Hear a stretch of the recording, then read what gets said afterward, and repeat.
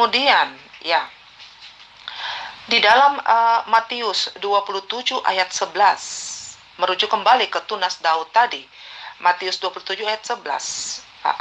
Waktu Yesus di hadapan Pilatus, dia berkata, "Engkaukah raja orang Yahudi?" Yesus menjawab, "Engkau sudah mengatakannya." Oke? Nah, Yesus tidak membantah itu. Kemudian di Lukas 1 ayat 31 sampai 33, oke? Itu pemberitaan tentang kelahiran juru selamat. Ada inti katanya di situ yang saya ambil ya, saya nggak baca semua. Katanya, kata ayat itu, dalam ayat itu berisi, dia akan menjadi raja. Kerajaannya tidak berkesudahan. Di mana ayat itu berkata bahwa Allah akan mengaruniakan kepadanya tahta Daud. Oke? Kembali merujuk kepada Yeremia 23 ayat 58. Tunas adil bagi Daud. Oke, sekarang yang terakhir. Nggak usah panjang-panjang, Pak. Nanti pusing. Oke, sekarang ke Yesaya 40 ayat 3. Apa inti Yesaya 43? Di situ Yesaya menulis, ada suara yang berseru, persiapkanlah di padang gurun jalan bagi Tuhan, luruskanlah jalan belantara bagi Allah. Oke? Yesaya 40 ayat 3. Ini merujuk kembali kepada Matius 3 ayat 1 sampai 4. Itu juga yang dikatakan oleh Yohanes Pembaptis. Oke, Lukas 1 ayat 76 sampai 78. Yohanes 1 ayat 23. Kata Yohanes Pembaptis, ya. Ada suara yang berseru. Siapa itu kalau bukan Yohanes Pembaptis? Persiapkanlah jalan bagi Tuhan dan luruskanlah. Itu siapa kalau bukan Yesus itu sendiri? Dan setelah itu Yesus membaptis, Yohanes membaptis Yesus. Siapa itu kalau bukan Yesus sendiri? Jadi kesimpulannya, YTFV, ya, aku adalah aku, ya, Ehye Asyar Ehye itu adalah Yesus sendiri, dari tunas Daud dan kerajaannya untuk kekal untuk selamanya. Oke, thank you. Jadi apa yang Ibu Herni sampaikan ini adalah murni ajaran dari Kristen, dan itu tidak pernah diajarkan oleh Yesus. Jadi kalau kemudian Bu Herni itu mampu ya mengais-ngais ayat di dalam kitabnya orang Israel, kemudian disandingkan, dicocok-cocokkan dengan kitabnya Kristen yang dari Eropa, itu adalah satu upaya yang menurut saya memang sudah merupakan penggenapan dari nubuatan di dalam Matius 23 ayat 15, bahwa orang Kristen itu 2 kali lebih jahat dari Paulus pendiri Kristen. Kalau dikatakan kemudian Tuhannya Bani Israel adalah Yesus itu sendiri, itu menurut Kristen, tapi menurut Yesus tidak. Ya, menurut Yesus tidak. Dia itu adalah hamba Allah, dia utusan Allah, tidak lebih dari itu. Yesus sendiri akan membantah semua apa yang dicocokologikan oleh Bu Herni, mendudukan Yesus itu sebagai Tuhan. Saya mengatakan bahwa di dalam Mazmur 121 1 ayat sampai 8. Nyanyian siara aku melayangkan mataku ke gunung-gunung, dan dari manakah akan datang pertolonganku? Pertolonganku ialah dari Tuhan yang menjadikan langit dan bumi. Yesus tidak bisa. Dia bukan yang menjadikan langit dan bumi. Dia tak akan membiarkan kakimu goyah, penjagamu tidak akan terlelap. Yesus terlelap. Matius 8 ayat 24. Sekonyong-konyong mengamuklah angin ribut di danau itu sehingga perahu itu dihembus, ya, atau terhembus. Perahu itu ditimbus gelombang maksudnya ya. Tetapi Yesus tertidur lelap.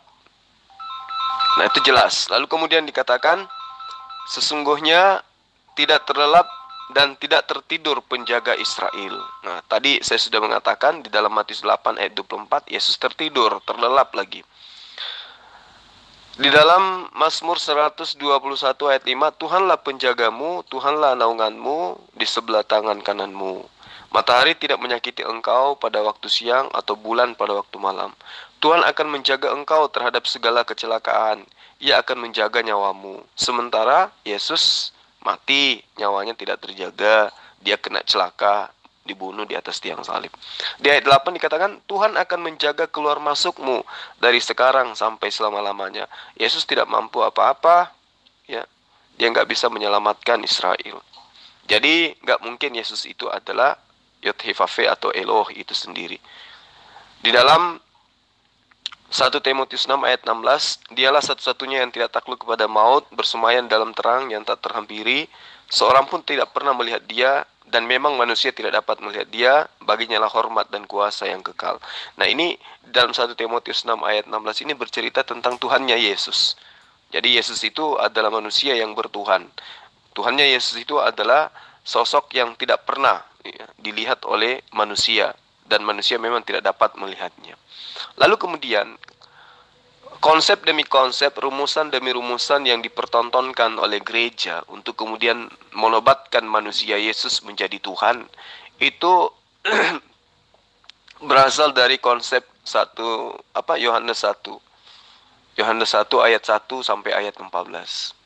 Firman itu telah menjadi manusia dan diam di antara kita, dan kita telah melihat kemuliaannya. Di dalam Yohanes 1:14 itu dikatakan, yaitu kemuliaan yang diberikan kepadanya sebagai anak tunggal Bapa, penuh kasih karunia dan kebenaran. Nah, dalil ini yang digunakan teman-teman Kristen untuk meyakinkan serigala-serigala yang lain bahwa Allah adalah firman. Firman adalah Yesus. Allah berfirman, dan firman itu menjelma menjadi manusia, dan manusia itu adalah Yesus. Allah adalah Tuhan. Jadi firman Allah adalah Allah, yang berarti firman Tuhan adalah Tuhan. Firman itu menjelma menjadi manusia, dan manusia itu juga adalah Tuhan. Allah adalah firman, firman adalah Yesus, dan Yesus adalah Tuhan. Nah, begitulah ajaran rumusan-rumusan Kristen, bahwa Yesus adalah Allah, Yesus Allah, dan firman satunya adalah Yesus itu sendiri. Begitu adanya. Nah, ini fatal kalau kita menelaah dengan menggunakan akal. Jadi kegagalan para misionaris, para pendeta ya, dalam memahami arti firman itu kebablasan dan kemudian diikuti oleh serigala-serigala yang lain. Jika Tuhan berfirman, jadilah anjing, maka Tuhan adalah Tuhan. Firman yang berbunyi jadilah anjing adalah Tuhan. Lalu firman itu menjelma menjadi anjing, yang berarti anjing adalah Tuhan. Maka teman-teman Kristen siap-siaplah ya untuk menyembah anjing. Itu salah. Konsepnya itu sangat jelas. Jika Tuhan berfirman, jadilah langit, maka Tuhan adalah Tuhan. Ya, firman yang berbunyi jadilah langit adalah Tuhan. Lalu firman itu menjelma menjadi langit, yang berarti langit adalah Tuhan, maka siap-siaplah orang Kristen menyembah langit. Nah, jika Tuhan berfirman jadilah siang, ya, firman berbunyi jadilah siang, dan siang itu adalah Tuhan. Lalu firman itu menjelma lagi menjadi siang, yang berarti siang itu adalah Tuhan itu sendiri. Maka Kristen siap-siaplah menjelma siang atau menjelma matahari. Ini parah, ya, ini parah. Jadi konsep yang kemudian firman menjelma menjadi manusia itu adalah bullshit, itu adalah penipuan, itu adalah pembodohan. Sebagai Kristen, ya, Ibu Herni ketika ditanya mana bukti Tuhan berinkarnasi menjadi manusia, maka Ibu Herni akan menunjukkan Yohanes 1 ayat 14. Nah, ini jelas bahwa rumusan Allah adalah firman, dan firman itu kemudian menjelma menjadi Yesus, itu berdasarkan gospel yang dikira tulisan murid Yesus, ya, anak Zebedeus. Jadi itu berarti ya semakin bertambahlah keanehan di dalam ajaran agama Islam, ajaran agama Kristen. Jika Allah itu diyakini identik dengan firman, lalu firman tersebut menjelma menjadi Yesus, maka seharusnya Tuhan sudah tidak perlu lagi berfirman kepada Yesus, sebab firman itu sudah ada dan menjelma dalam tubuh Yesus. Tapi nyatanya ya, Allah masih memberi firman kepada Yesus. Yohanes 17 ayat 8, kata Yesus, sebab segala firman yang engkau sampaikan kepada aku telah aku sampaikan kepada mereka. Lalu kemudian di dalam Matius 3 ayat 16 sampai ayat 17, sesudah dibaptis Yesus segera keluar dari air. Pada waktu itu juga langit terbuka, lalu kemudian ia melihat roh Allah seperti burung merpati turun di atasnya, lalu terdengarlah suara dari surga, "Ini anakku yang kukasihi, kepadanya aku berkenan." Jadi kedua dalil ini membuktikan ya Tuhan itu tidak pernah menjelma menjadi Yesus. Karena masih ada suara dari langit yang dimiliki yang bukti nyata adalah suara daripada Allah sendiri menurut kitabnya Kristen. Jadi Yesus itu hanya ciptaan manusia, ciptaan Allah yang berupa manusia. Jadi Bu Herni, kalau Anda punya waktu belajar lagi biar tidak sesat dan menyesatkan orang lain. Bacaan Injil Yohanes 15 ayat 26 sampai 27. Bismillah wal ibni wal rohul kudus alilal wahid amin. Wa mataija al muazi alladhi sarsiluhu ana ilaikum minna al-abi ruhul haqqi alladhi min indalabi yanbathiku fahuwa yashadu li wa tashadu anna antum aidan lannakum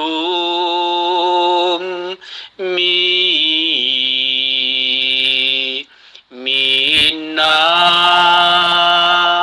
al-abti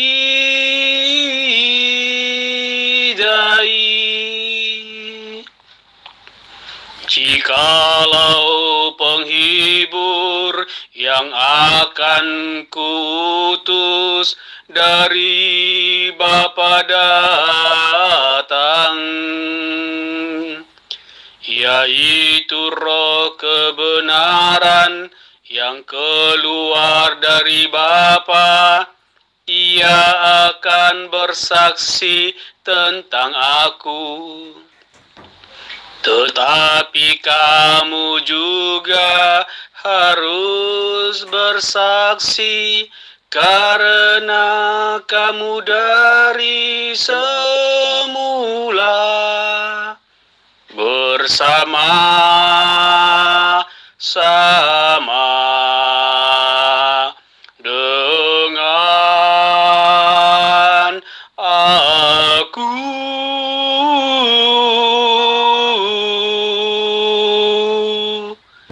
Kemuliaan kepada Bapa dan Putra dan Roh Kudus, seperti pada permulaan, sekarang, selalu, dan sepanjang segala masa. Amin. Bismillah wal ibni wal rohul kudus alilal wahid. Amin. Selamat pagi, selamat berkarya. Tuhan memberkati. Horas. Jadi gini, Petro, sekuat apapun kamu itu punya niatan untuk mengelabui, menipu, ya, kau baca karya tulis wartawan lepas dengan menggunakan bahasa Arab, itu akan kelihatan sangat jelas bahwa itu bukan firman Tuhan. Nah, itulah bukti bahwa meskipun kamu menggunakan bahasa Arab untuk membacakan kitabmu, tetap aja ketahuan bukan firman Tuhan. Padahal sudah nyata-nyata bahasa Arab. Meski dikatakan di situ di ayat yang kamu bacakan, wa tashhaduna antum aidu li annakum, tapi tidak sama dengan lantunan kalamullah. Beda. Ya, ini kan cuma bahasa Indonesia di Arab-Arabkan. Dan itu ternyata ya hanya sebuah surat, tidak nyampe kepada hakikat kalamullah. Jadi percuma kamu menyembunyikan identitas bahasa Yunani dengan menggunakan bahasa Arab, karena hanya akan ditertawakan oleh umat Islam sedunia. Ya, Itu yang perlu kamu pahami. Jadi ketika dikatakan, jikalau penghibur yang akan kuutus dari Bapa datang, yaitu roh kebenaran yang keluar dari Bapa, ia akan bersaksi tentang aku, tetapi kamu juga harus bersaksi karena kamu dari semula bersama-sama dengan aku. Yang dimaksud Yesus di sini adalah pesan Yesus kepada siapa? Kepada murid-muridnya Bani Israel, bukan kepada Kristen. Ya, terus kemudian penghibur yang dimaksud di sini adalah sosok yang tidak bisa berkata-kata dari dirinya sendiri.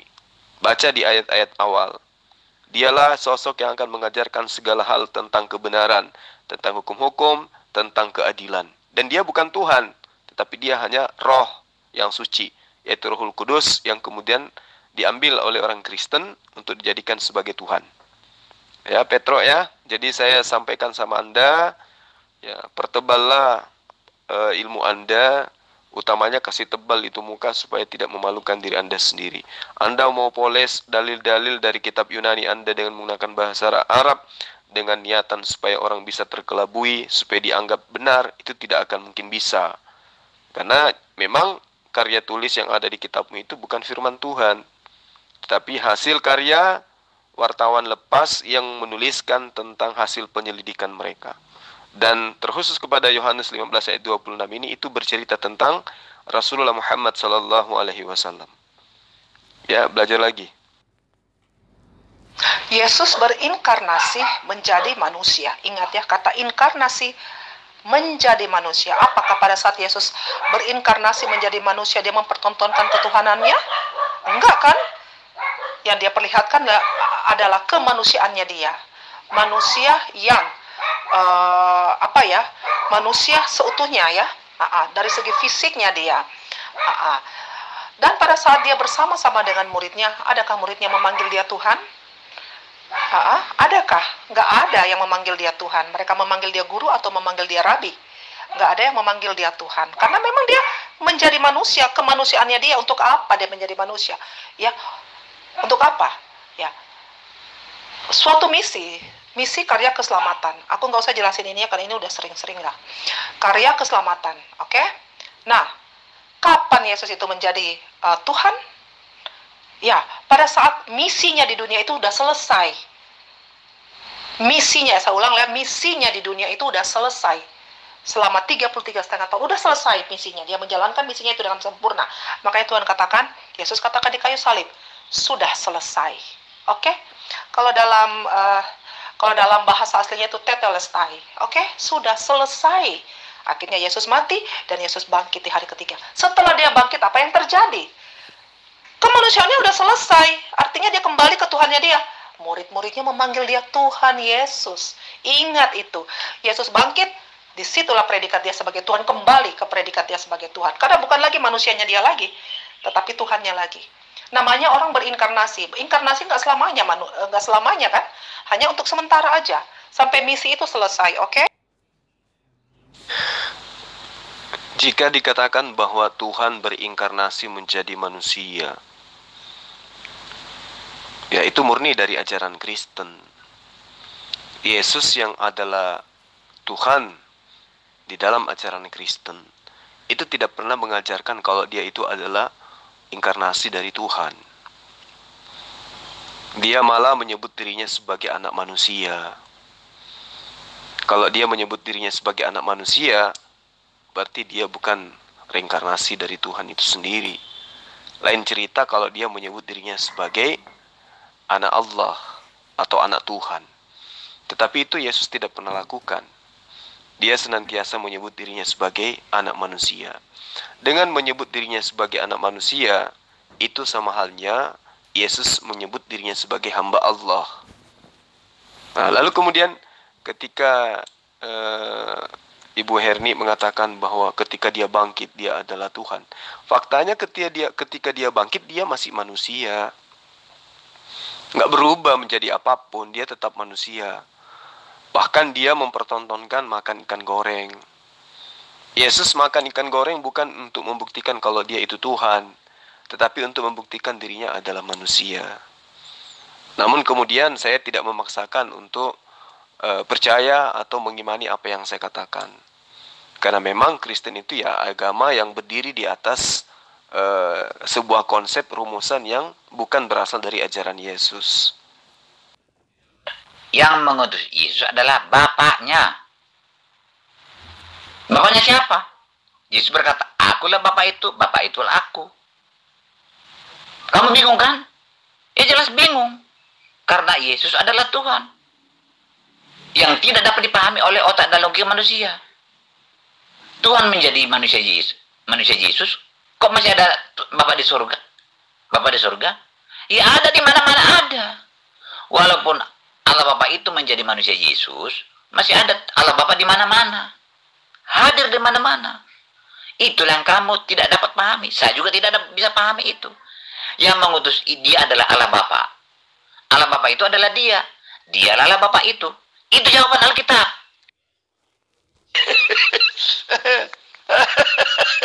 Lah iya. Saya mau tertawa kalau diingat-ingat itu ya. Saya mengingat itu, saya diskusi dengan orang Kristen. Ini di dalam cerita. Saya nanya. Itu Pak, saya nanya Pak ya, tentang Bapak itu kok enggak lebih sopan lah. Father, good father. Kan sopan Pak ya, daripada Bapak seperti itu. Loh, bukan Bapak Pak Luput. Itu Bapak. Apa bedanya Bapak sama Bapak? Oh gini, kalau Bapak itu yang disembah. Oh gitu ya. Kalau Bapak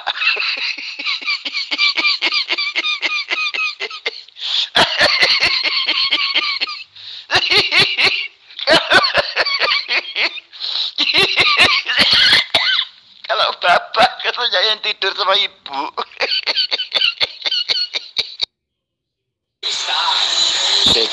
Sekiu calling, harimau 1 memanggil harimau 2. Tolong merapat ke markas.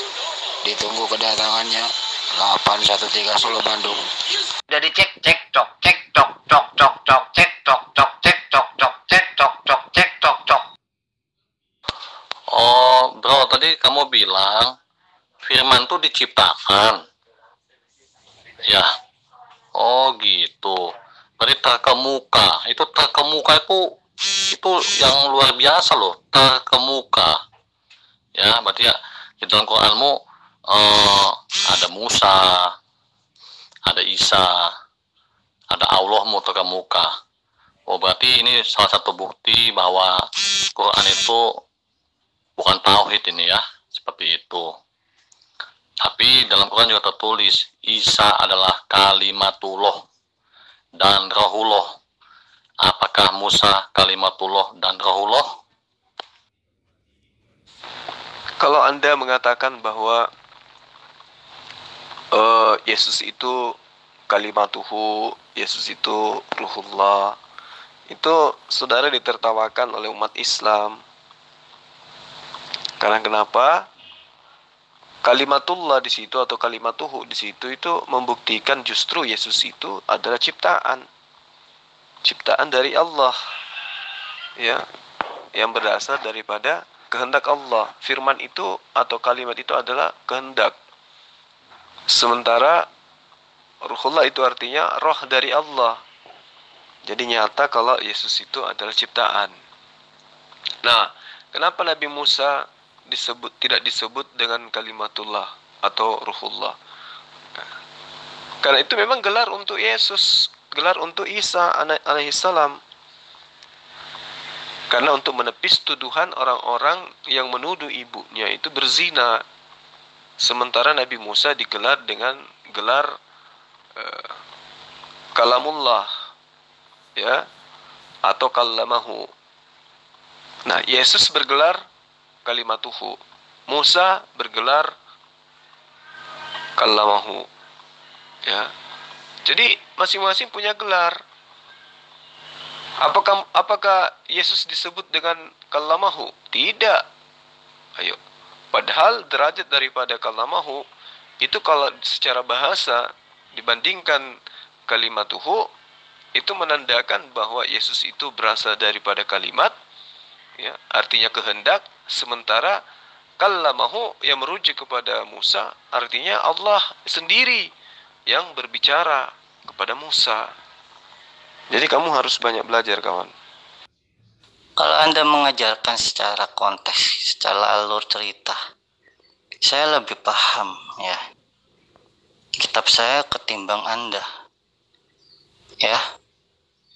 Dari Kejadian 1, saya tahu ceritanya seperti apa, isinya seperti apa. Sampai dalam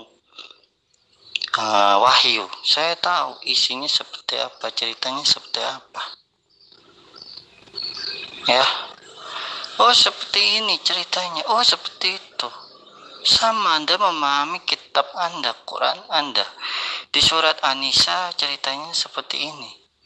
Di surat Maryam ceritanya seperti ini. Di surah Al-Baqarah ceritanya seperti ini. Tapi Anda tahu nggak ceritanya? Surat Al-Fatihah menjelaskan, bacanya seperti ini. Menjelaskannya apa? Ceritanya apa? Nah, kalau Anda saja tidak bisa menceritakan kronologinya seperti apa, pemahamannya seperti apa, ceritanya seperti apa, sama saja Anda bohongi diri sendiri. Ngomong apa Thomas Agung? Apa sudah ngincilin semua makhluk? Justru karena manusia berdosa itu tidak bisa melihat Bapa, suaranya pun tidak bisa dengar. Maka Tuhan itu datang, Bapa itu datang menjadi manusia, mengenakan sifat kemanusiaan, supaya suaranya bisa didengar, supaya bisa dilihat, supaya bisa jadi contoh, supaya bisa jadi teladan, melakukan 10 perintah Tuhan, bukan ngarang. Karena Tuhan itu menyelamatkan manusia, itu maksudnya. Tujuan Alkitab, berita Alkitab adalah Tuhan menyelamatkan manusia dari kematian kekal akibat dosa. Dengan cara apa? Tuhan mendatangkan manusia. Manusia berdosa. Apakah bisa Tuhan mendatangkan manusia tanpa mengenakan sifat manusia? Tidak bisa. Karena manusia tidak bisa melihat Tuhan, tidak bisa mendengar suaranya. Harus melalui perantaraan. Kepada Musa, Tuhan mendatangi Musa dengan perantaraan api. Ada kadang dengan perantaraan awan. Bermacam-macam cara Tuhan mendatangi manusia. Karena Tuhan itu tidak bisa dilihat oleh manusia, tidak bisa didengar suaranya. Begitu ya? Semangat pagi Tuan Lamsen. Lalu ketika Tuhan itu telah menjadi manusia, Tuhan, kenapa dia tidak tahu hari kiamat? Kenapa? Coba jelaskan. Salah, bukan begitu. Tidak seperti itu. Manusia itu salah pilih. Dia mengikuti iblis. Akibatnya apa? Dia mati. Karena Tuhan itu sumber hidup. Dia menghadap kepada iblis. Akhirnya manusia susah, menderita di dunia ini. Dunia terkutuk akibat terkutuk akibat dosanya manusia itu. Jadi karena kesalahan manusia menderita susah, sakit, lalu mati, kekal selama-lamanya. Tapi Tuhan itu mengasihi dan menyayangi manusia. Tuhan tidak mau manusia menderita seperti itu selama-lamanya. Tidak mau manusia itu mati. Pengen manusia itu hidup kembali. Maka Tuhanlah yang menyelamatkan manusia itu dari kematian kekal akibat kesalahan manusia. Itu inti ajaran Alkitab. Tidak mungkin manusia bisa menyelamatkan manusia. Jadi Tuhanlah yang datang ke dunia ini mengenakan sifat kemanusiaan Yesus. Jadi Yesus adalah Tuhan, bukan manusia seperti tuduhan-tuduhan Islam. Jadi Yesus itu adalah Tuhan dalam rangka menyelamatkan manusia, memberikan contoh kepada manusia, memberikan teladan kepada manusia. Setelah itu dia kembali ke surga.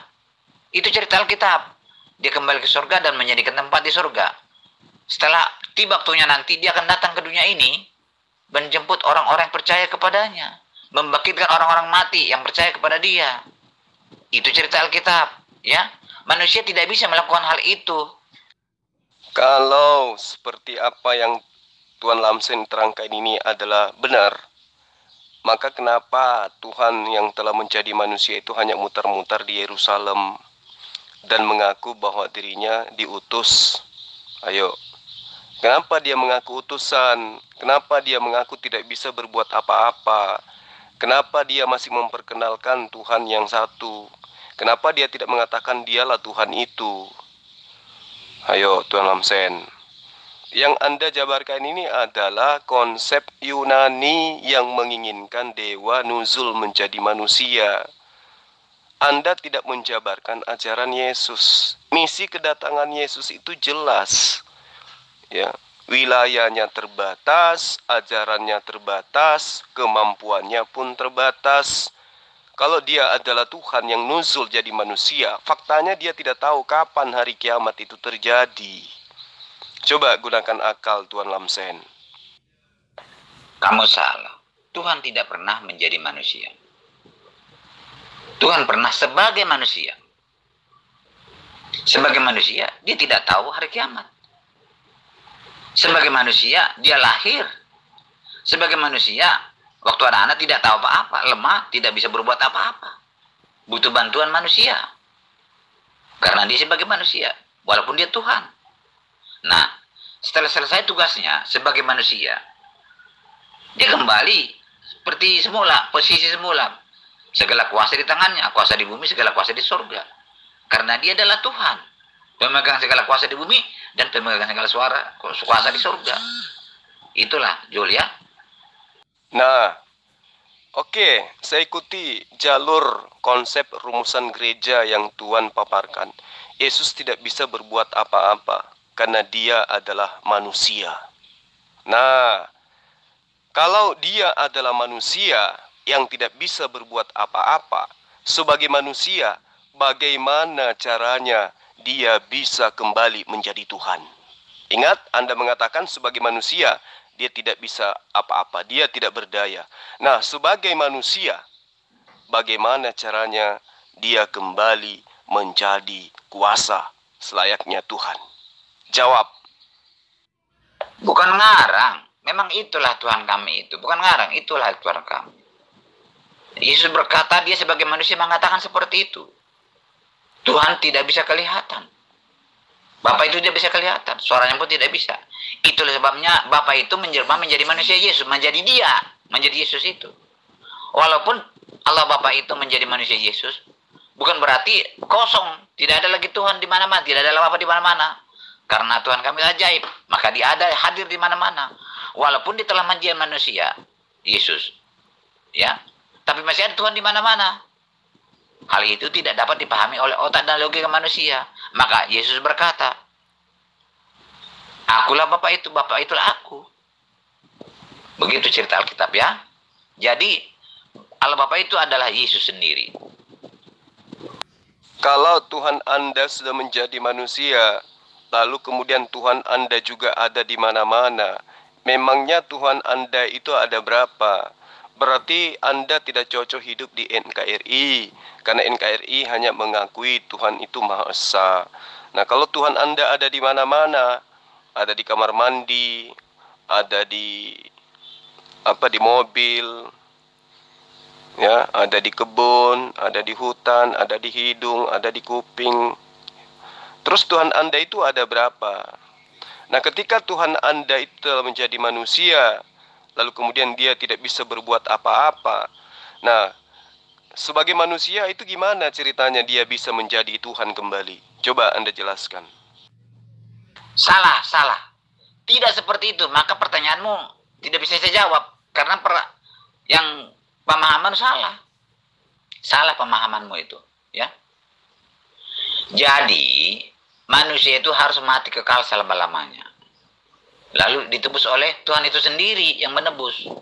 Contoh begini ya. Waktu Abraham disuruh untuk menyembelih anaknya.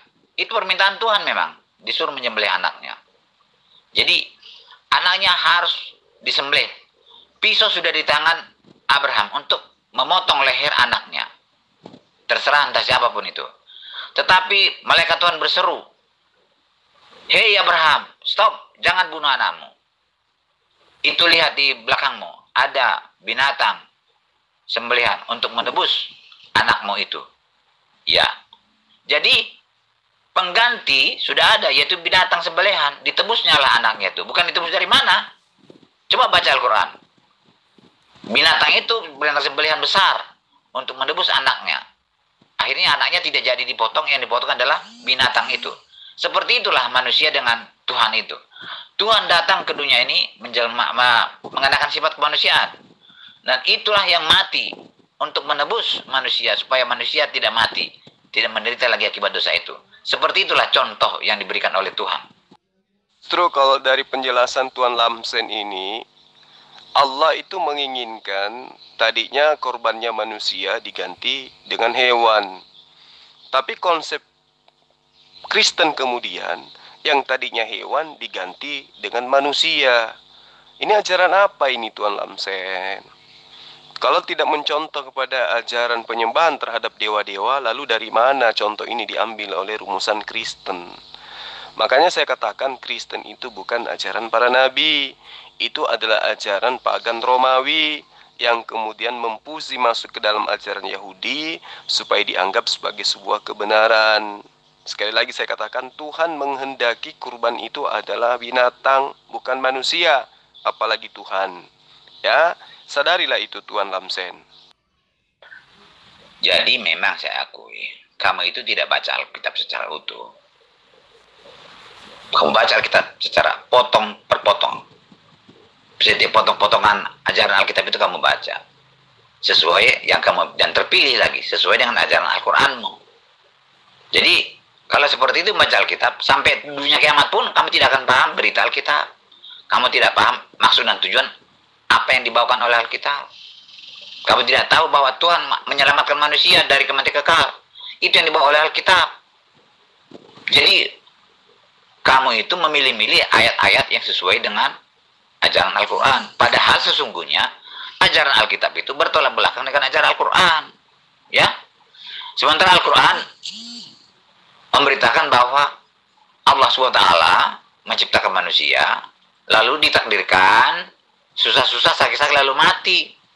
Lalu kemudian Allah SWT memerintahkan manusia menyembah Allah supaya selamat dengan cara persyaratan-persyaratan atau liturgi-liturgi yang ditentukan oleh Allah.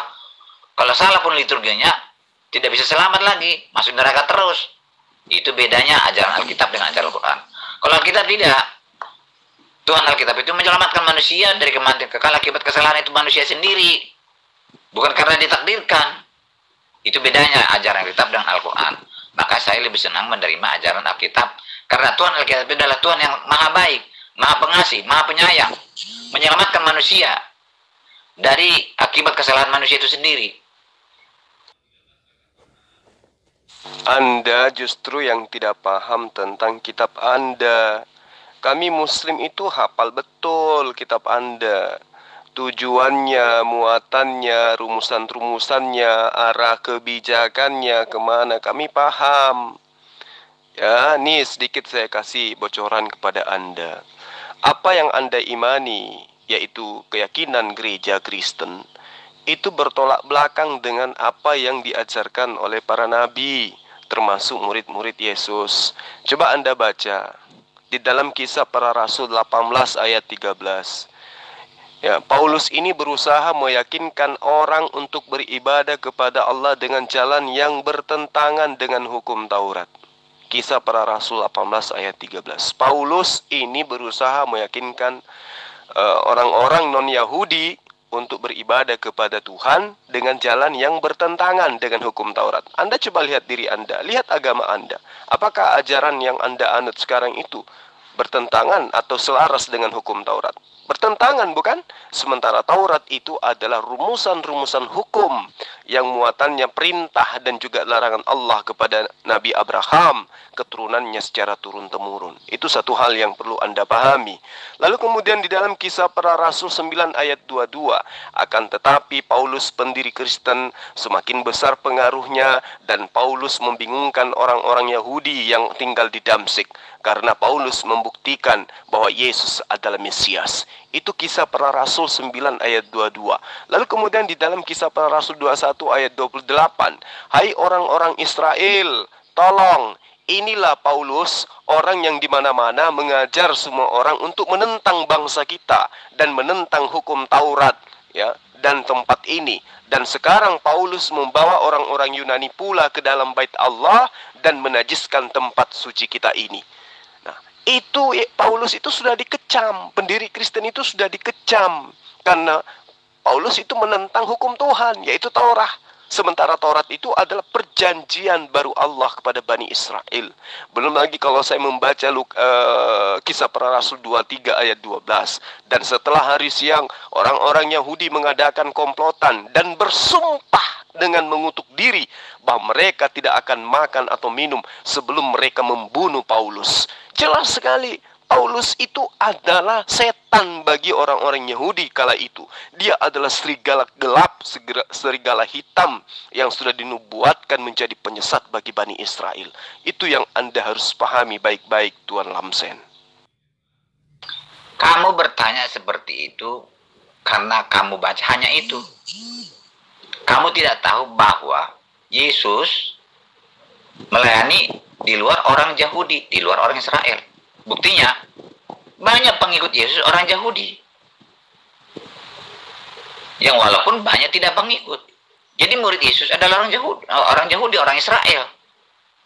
Kamu tidak mengerti kenapa Yesus berkata kepada perempuan itu, aku datang hanya untuk orang Israel. Kamu tidak mengerti, itu aja kamu ambil.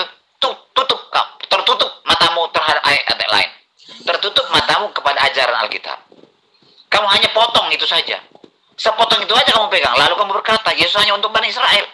Ya tidak bisa saya bantah karena memang ayat seperti itu. Tapi kenyataannya, ayat-ayat lain kamu tidak baca sehingga kamu tidak tahu bahwa Yesus melayani di luar orang Israel. Sehingga banyak pengikut Yesus yang bukan orang Israel. Banyak orang Yahudi, banyak pengikut Yesus. Banyak juga yang bukan orang Yahudi pengikut Yesus. Itu kenyataan. Ya. Jadi kalau kamu tidak mau baca, ya terserah kamu lah. Biarlah kamu seperti itu, anggapan seperti itu. Kalau kamu tidak mempelajari seluruhnya ajaran Alkitab. Kalau hanya potongan-potongan saja, ya memang begitulah. Ada satupun pengikut Yesus dari non-Yahudi. Tidak ada, Tuan Lamsen. Sekali lagi saya katakan, tidak ada pengikut Yesus itu dari non-Israel. Yang Anda katakan pengikut Yesus itu adalah pendiri agama Anda yang mengaku-ngaku sebagai murid, yang mengaku-ngaku sebagai pengikut. Kalau Anda mengatakan saya comot ayat, yang mengatakan bahwa dia hanya diutus kepada Bani Israel. Sekarang kekuatannya mana? Hebat mana pernyataan Yesus daripada pengarang kitab Anda? Coba, pergilah, jadikanlah bangsa muridku. Yang dijadikan menjadi pengikut Yesus itu adalah bangsa muridnya. Memang muridnya itu bangsa apa saja? Bukan bangsa-bangsa, bukan bangsa Indonesia, bangsa Belanda, bangsa Jepang, bukan. Tapi bangsa muridnya.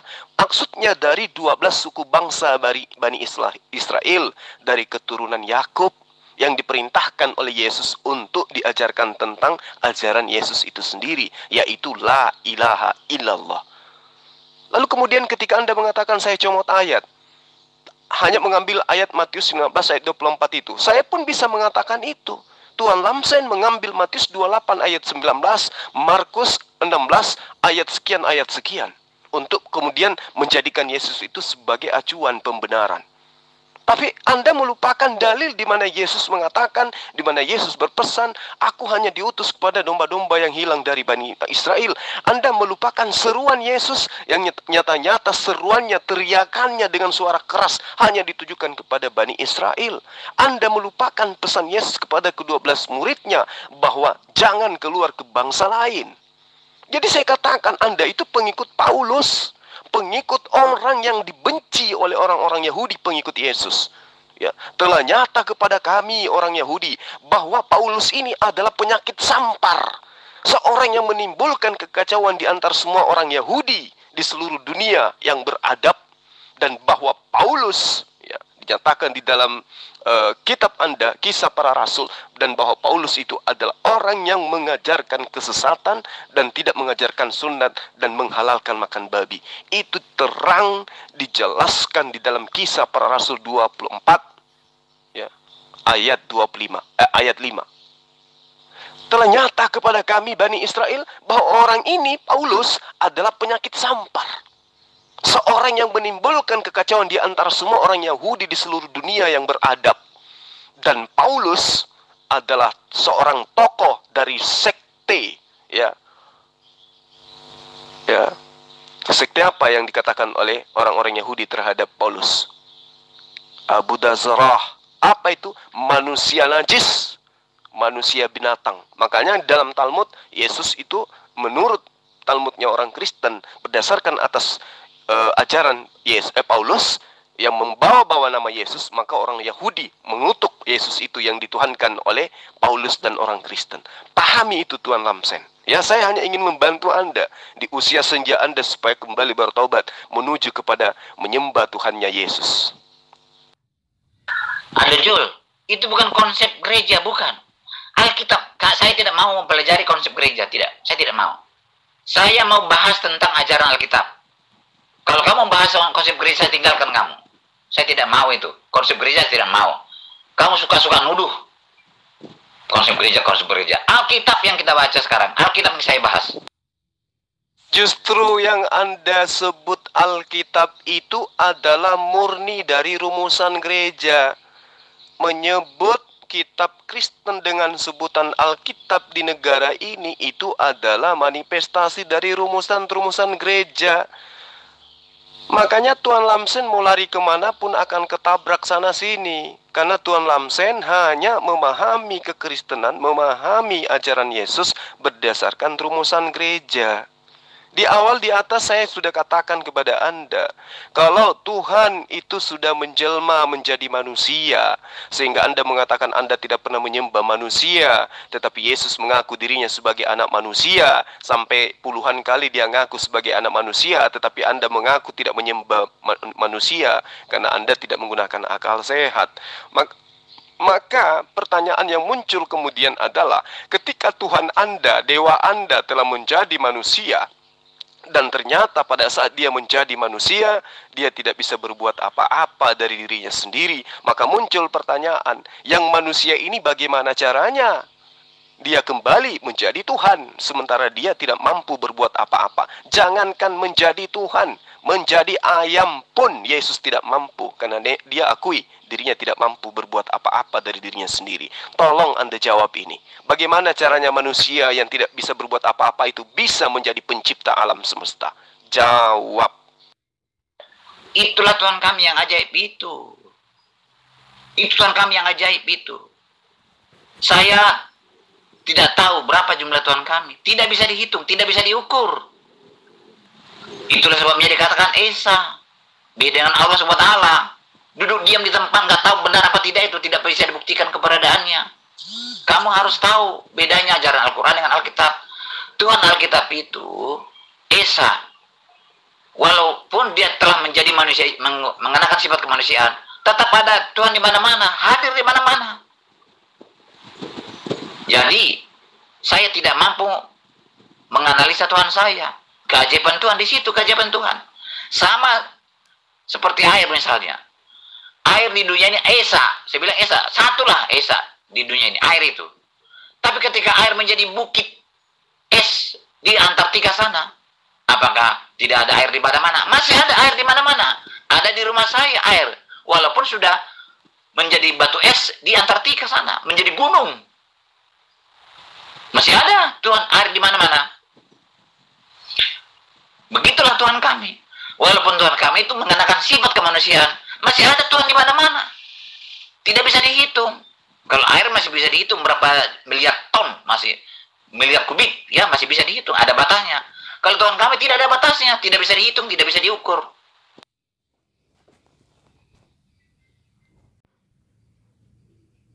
Anda dengan kelemahan iman Anda, dengan rumusan-rumusan gereja Anda, mencoba untuk menganalogikan Sang Pencipta alam semesta dengan makhluk berupa air. Itu kesalahan fatal. Ya, ketidakberdayaan Anda untuk bertanggung jawab terhadap iman Anda di hadapan manusia, itu membuat lisan Anda mengatakan Tuhan kami ajaib. Apa ajaibnya? ketika sosok yang Anda sembah tidak mampu berbuat apa-apa. Itu tidak ada bedanya dengan seekor ayam. Seekor ayam tidak mampu berbuat apa-apa dari dirinya. Kenapa? Karena dia adalah seekor ayam. Seekor babi tidak bisa berbuat apa-apa dari dirinya sendiri. Kenapa? Karena dia adalah seorang babi. Tuhan Anda tidak bisa berbuat apa-apa dari dirinya sendiri. Itu levelnya dengan yang saya sebutkan tadi itu tinggi mana derajatnya.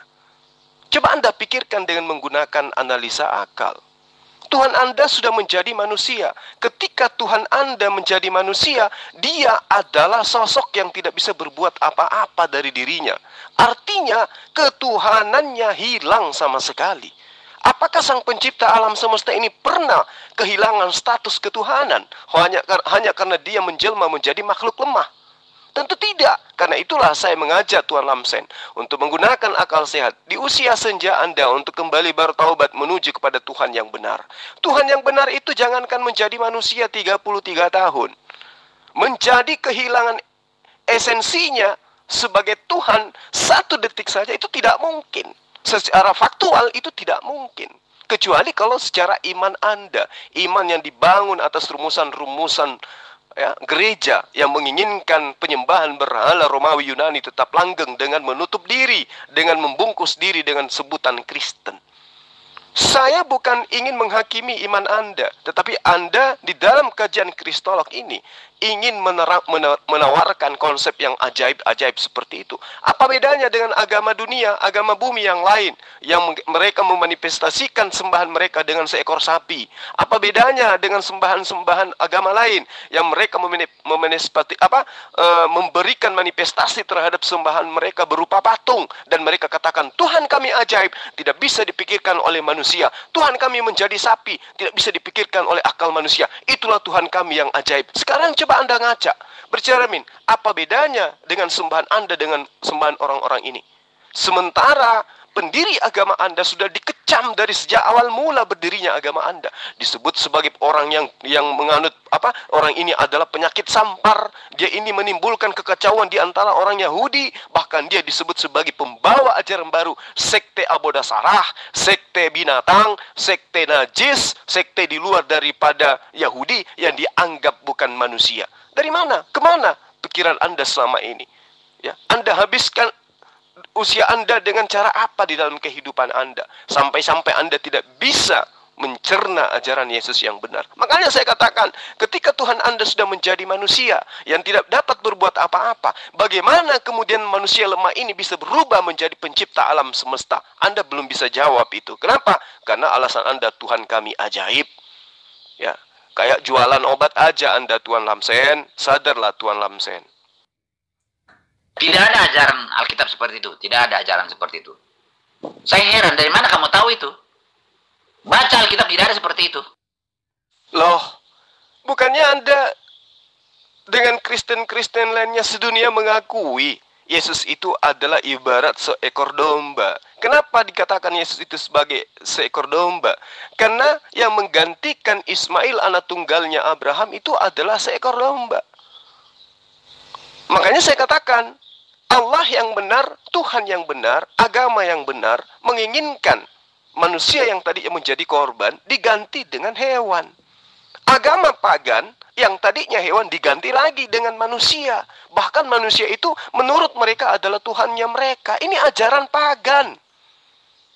Di dalam kehidupan manusia, sejarah anak keturunan Adam, hanya agama pagan, agama barbar, ya, agama animisme, penyembahan terhadap setan yang mempersembahkan darah manusia sebagai objek sebagai objek pengganti korban dari hewan.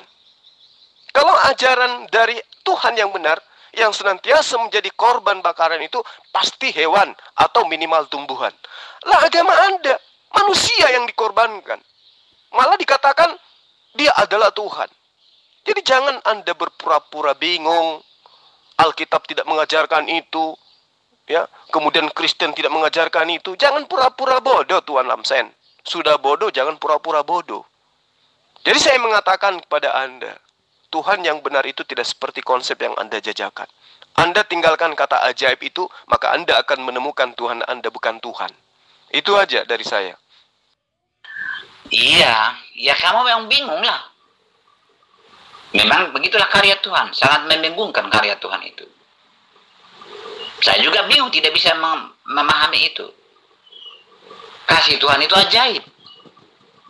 Seharusnya manusia yang mati akibat dosa itu.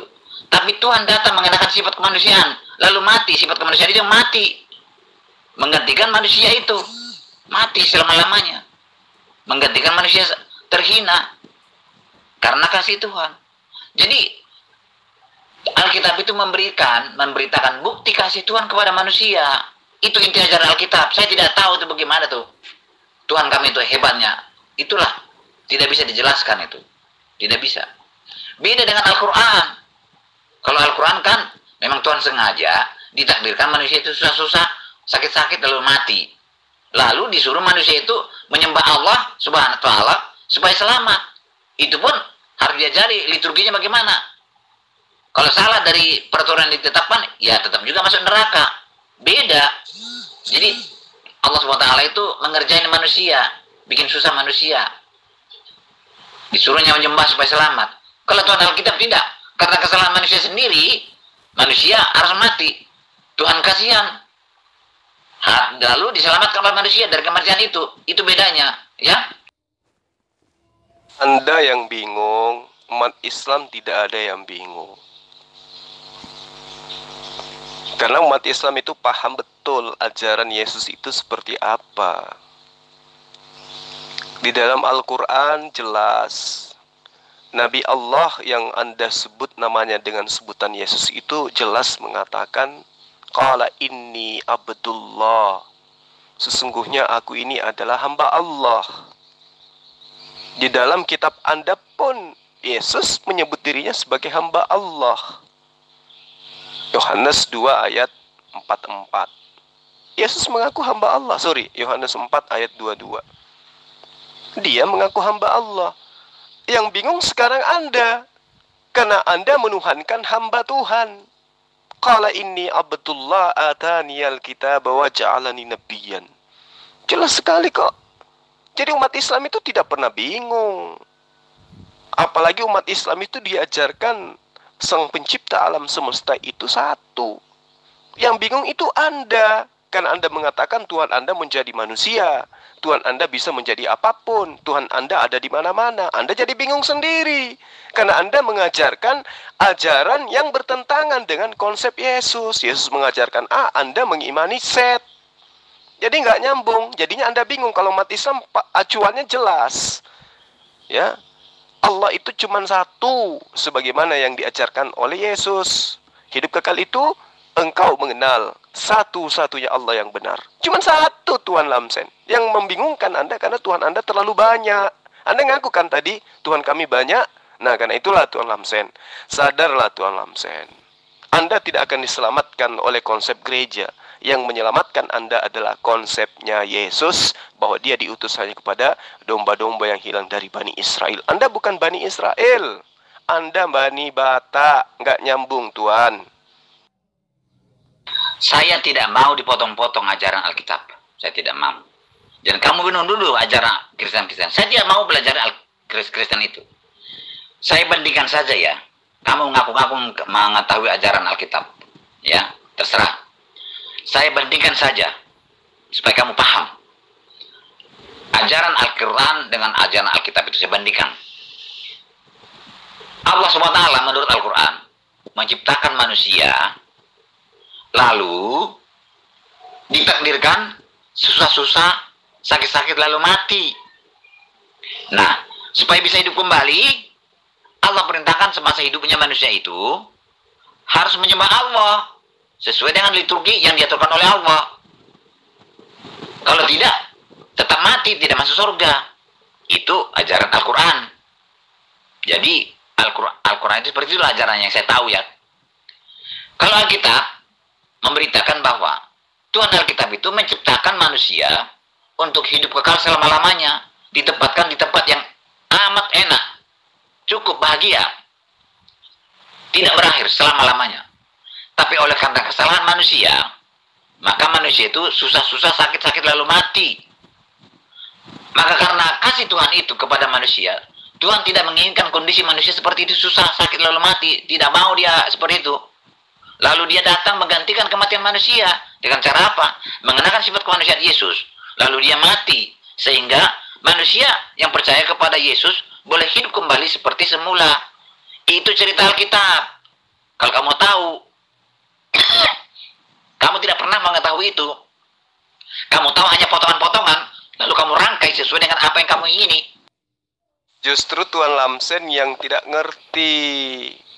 Tuan Lamsen itu yang Anda kedepankan adalah konsep ajaran Paulus. Menginginkan Tuhan itu datang menebus dosa kalian. Enak kali. Padahal Adam itu diciptakan tujuannya memang untuk mengisi bumi. Baca kitab yang Anda ambil dari agama lain. Kejadian 1 ayat 26.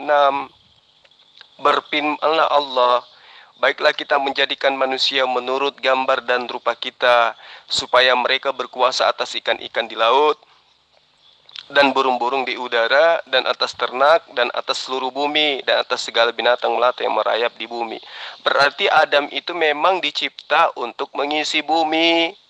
Nah, kalau dia dicipta untuk mengisi bumi, itu sudah pasti dia akan hidup layaknya kondisi bumi.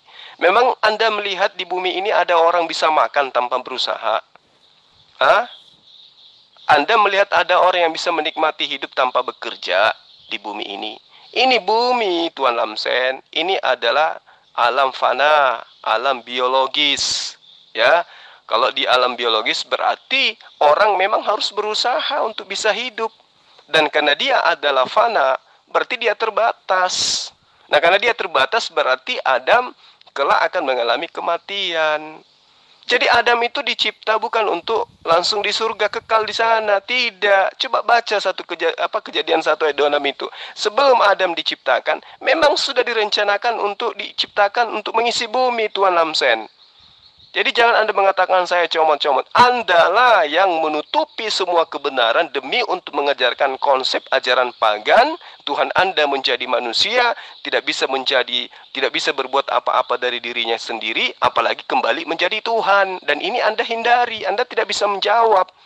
Kalau Tuhan Anda sudah menjadi manusia, dan setelah menjadi manusia dia tidak bisa berbuat apa-apa, jangan mimpi Tuhan Anda itu bisa menjadi Tuhan kembali. Ngerti Tuan Lamsen? Ya sudah, itu kan menurutmu. Kalau menurut Alkitab, baca. Saya tidak mau tunjukkan ayatnya. Siapa yang pengikut Yesus non-Yahudi? Banyak. 700 murid Yesus. Itu bukan orang Yahudi semua. Baca Alkitab. Makanya kamu sok-sok tahu ajaran Alkitab, tapi kamu tidak tahu. Jul ya. Jadi begini Jul. Ada atau tidaknya pengikut Yesus orang Yahudi atau non-Yahudi, tidak masalah. Tapi ajaran Alkitab adalah Tuhan itu menciptakan manusia untuk hidup kekal selama-lamanya. Tidak sakit-sakit. Bahagia terus. Tidak susah-susah. Lengkap semua makanannya. Ditempatkan di dunia. Dan yang ada tamannya. Tapi oleh karena kesalahan manusia, maka manusia itu menderita susah, sakit-sakitan, dan bumi pun terkutuk. Akibatnya manusia pun mati. Kondisi seperti ini tidak diinginkan oleh Tuhan karena Tuhan mengasihi manusia. Lalu ingin menyelamatkan manusia dari kondisi ini dengan cara apa? Dengan cara menggantikan kematian manusia itu. Supaya bisa menggantikan manusia dengan cara apa? Dia harus mengenakan sifat kemanusiaan supaya bisa mati, supaya bisa ada teladan. Dan tidak ada manusia yang mampu menyelamatkan manusia dari kematian kekal akibat dosa itu. Hanya Tuhan. Itu inti ajaran Alkitab, Jul. Kamu tidak tahu itu kalau kamu hanya potong-potong ajaran Alkitab. Sementara ajaran Al-Quran beda. Allah SWT menciptakan manusia, lalu ditakdirkan susah-susah, sakit-sakit, lalu mati. Supaya lepas dari kematian, sebelum mati, manusia itu diperintahkan menyembah-nyembah Allah dengan persyaratan-persyaratan. Banyak persyaratannya. Banyak liturgi-liturginya. Kalau tidak masuk neraka. Jadi beda. Ya, Jul. Jadi kamu hanya mempelajari potongan-potongan ajaran Alkitab sehingga kamu keder seperti itu, tidak memahami. Anda mimpi Tuan Lamsen. Anda mimpi dengan konsep itu. Anda mengatakan Yesus punya murid 700. Itu menurut pengarang kitab Anda kan, bukan menurut Yesus. Paham? Kalau menurut Yesus, dia sudah pesan kepada muridnya agar jangan ke bangsa lain. Titik. Lalu kemudian ketika Anda berbicara mengenai tujuan daripada Adam, anak keturunannya diciptakan, Anda mimpi di dalam kitabnya agama lain yang Anda jadikan sebagai kitab, meski hanya sebagai pameran aja, nggak digunakan. Pafarek otam Elohim Fayomer alachem Elohim Firru erfu umil'u et haaretz Fekishuha. Lalu dikatakan uredu biqdak, ya, hayam of hasamayim, ya, hasamayim. Kemudian dikatakan ofekal haya haromeset, ya, haromeset di situ karena dia dimulai dengan huruf he, lalu kemudian huruf res, ada mim dan juga ada thet di situ. Jadi haromeset al haaretz, di atas bumi. Hal haaretz itu artinya di atas perut bumi gitu loh. Jadi di dalam Kejadian 1 ayat 28 itu dikatakan Allah memberkati mereka. Jadi dia tidak dikutuk. Jadi tidak ada dosa waris itu. Dosa waris itu buatan Paulus demi untuk, ya, memproklamirkan agama Kristen kepada non-Yahudi. Makanya Anda sekarang menjadi Kristen. Allah memberkati mereka. Itu jelas di dalam kitabnya Bani Israel. Ya, fafarek otam. Dan Allah memberkati mereka. Itu yang Anda harus pahami. Lalu dikatakan Elohim Payomer, kemudian Allah itu berkata, ya, Allah itu berfirman, beranak cuculah dan bertambah banyaklah, penuhilah bumi. Berarti memang Adam diciptakan untuk bumi. Tidak ada dalil di dalam kitabnya Bani Israel bahwa Adam itu diciptakan untuk kekal di surga. Tidak ada. Kalau ada, coba Anda tunjukkan. Kalau ada, saya berani, ya, saya ikhlas menjadi menantu Anda. Kalau ada dalilnya, saya ikhlas jadi menantu. Tapi tidak ada. Ya. Tidak ada dalilnya bahwa Adam diciptakan untuk kekal di surga. Tidak ada, Tuan Lamsen. Bahkan sebelum diciptakan, Adam itu sudah diperuntukkan untuk berkuasa di atas bumi. Jangan Anda mimpi untuk itu. Payomer Elohim, Allah berfirman, na'ase, marilah kita menjadikan Adam, manusia, betsalmenu sesuai dengan keinginan kita. Kitmetenu sesuai dengan perencanaan kita. Payerdu, kemudian yang mampu memerintah atau menguasai fitgat, ikan, hayam, laut, ofeof, dan unggas. Terus dikatakan hasyamayim, langit, opa behema, dan pada ternak everkol haaretz, yang ada di seluruh, di permukaan atau di perut bumi. Itu sudah jelas berarti Adam dicipta untuk mengisi bumi, bukan untuk mengisi surga. Jadi tinggalkan itu konsep yang membuat Anda terbawa-bawa mimpi, mau keenakan hidup. Ini perjuangan, Tuan Lamsen. Kita dituntut untuk berjuang hidup, mendapatkan kehidupan dunia, lebih-lebih mendapatkan kehidupan akhirat. Dan itu pun Yesus ajarkan. Tidak ada itu Yesus mengajarkan, siapa yang mengimani aku sebagai Tuhan, maka dia akan masuk ke dalam surga. Itu ajaran pagan itu, Tuan Lamsen.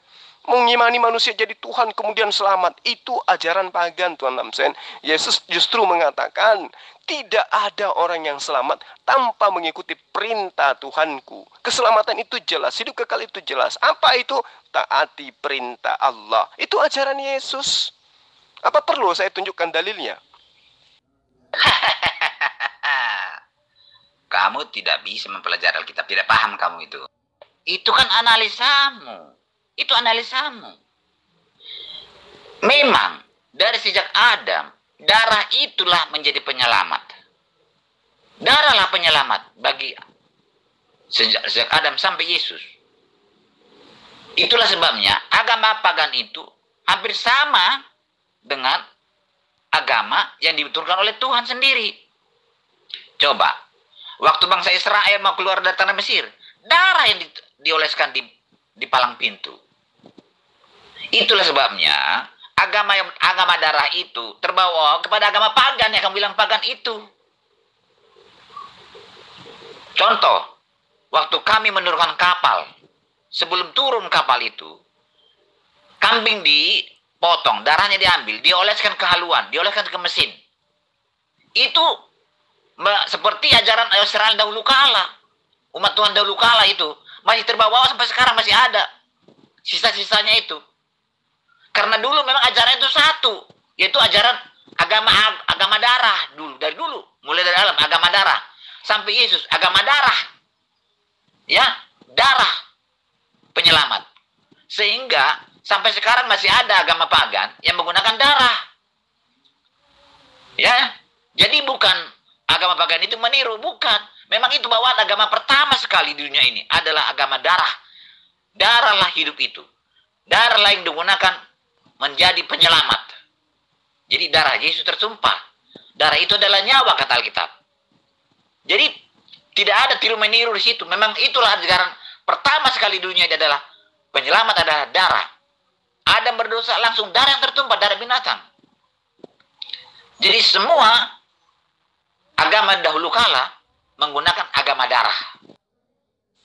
Lalu kenapa ketika Anda menurunkan mesin kapal Anda atau kapal Anda ke laut, sebelumnya kenapa tidak korbankan manusia? Kan sudah ada contoh, keselamatan itu korbankan manusia di dalam ajaran Anda kan? Kenapa masih mengorbankan hewan? Anda mengatakan itu adalah analisa saya sendiri. Anda salah, Tuan Lamsen. Justru rumusan-rumusan yang Anda paparkan itu adalah rumusan gereja.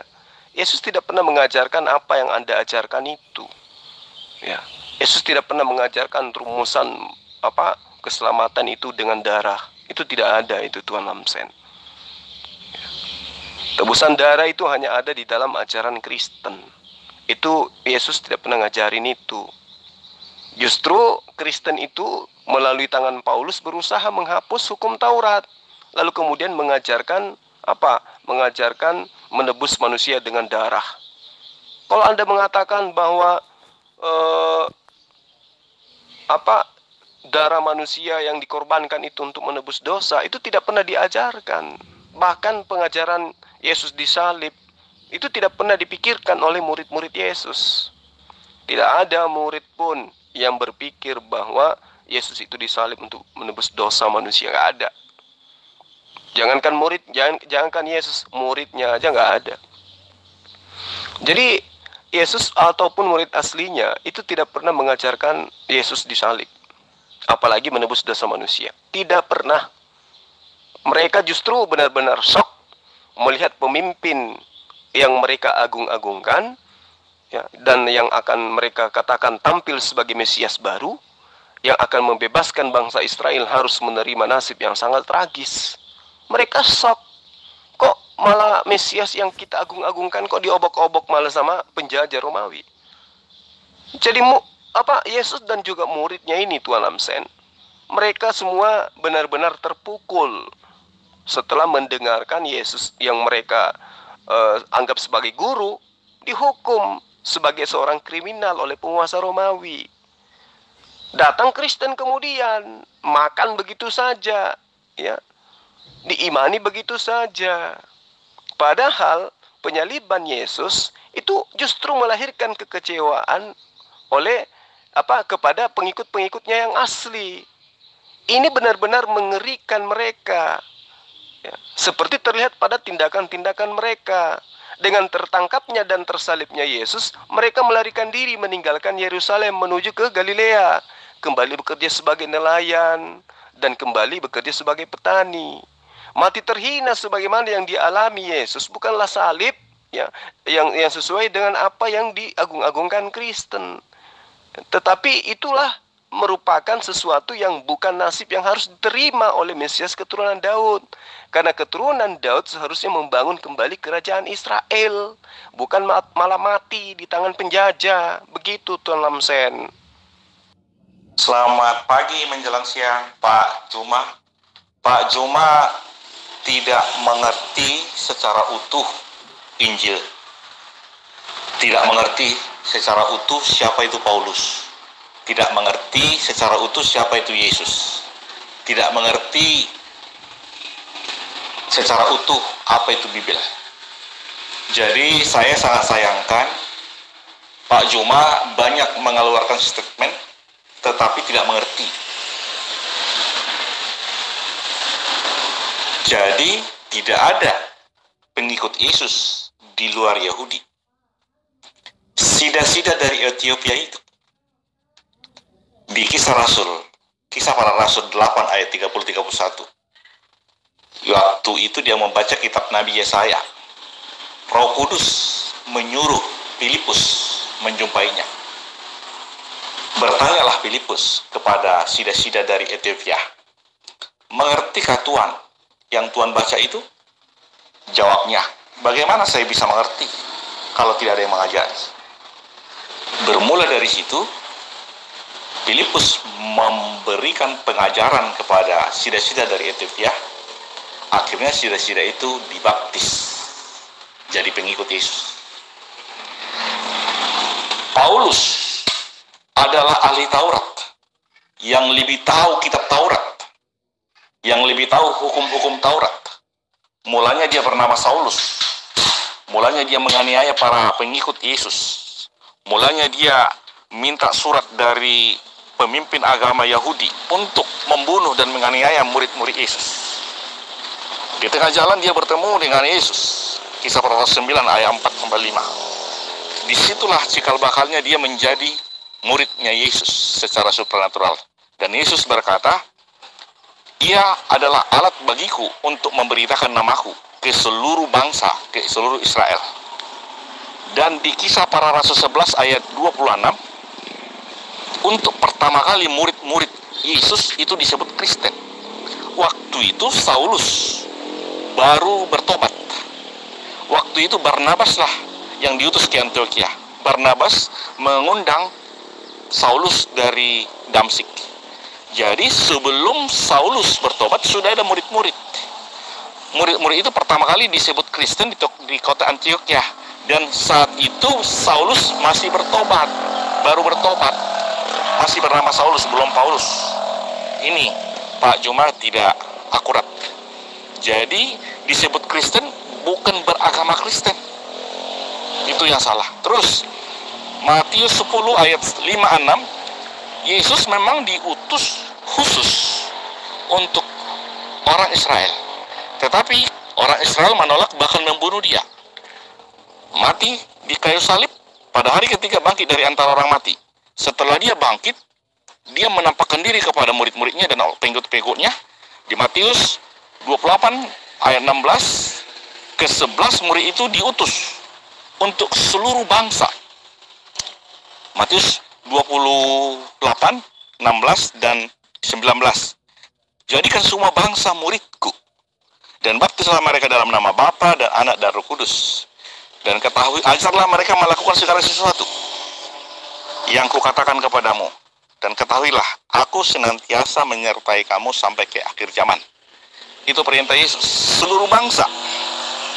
Paulus juga ke seluruh bangsa, bukan cuma Yahudi. Jadi Pak Juma salah.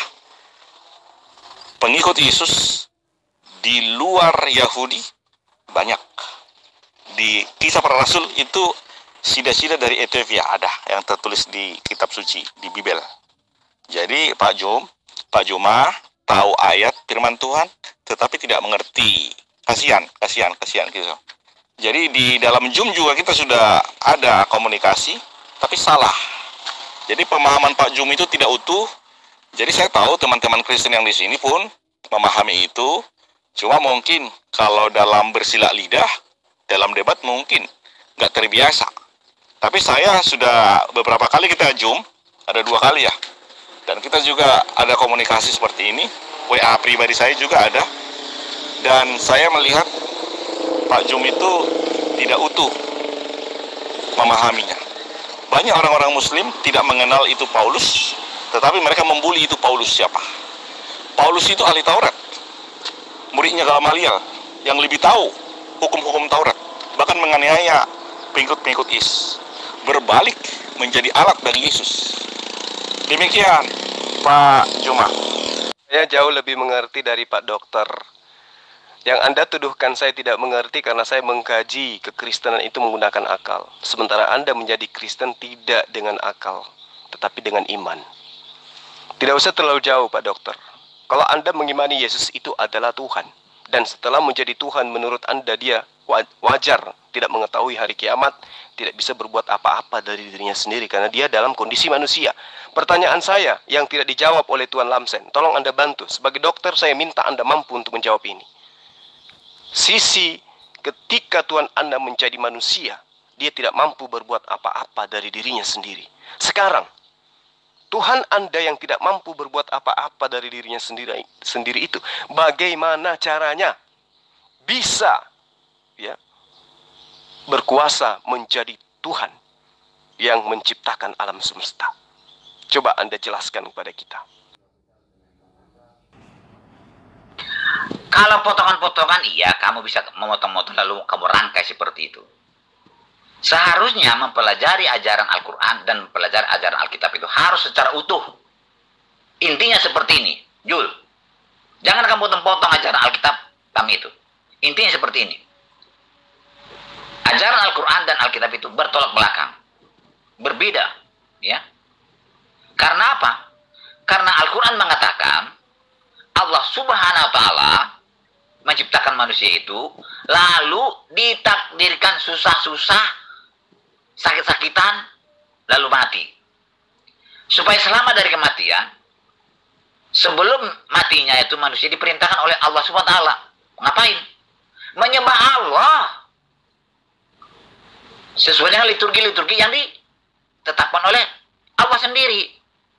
Kalau tidak menyembah Allah, dia akan mati terus selama-lamanya. Itu menurut Al-Quran.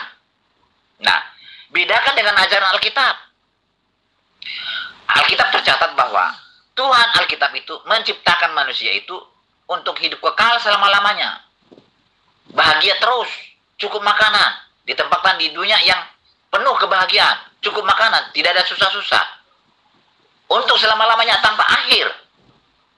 Tapi oleh karena kesalahan manusia itu sendiri, maka manusia itu menderita susah, sakit, lalu mati, dan dunia pun terkutuk. Karena kasih Tuhan, kondisi ini tidak diingini oleh Tuhan. Lalu Tuhan memperbaiki kembali. Dia datang ke dunia dengan cara apa?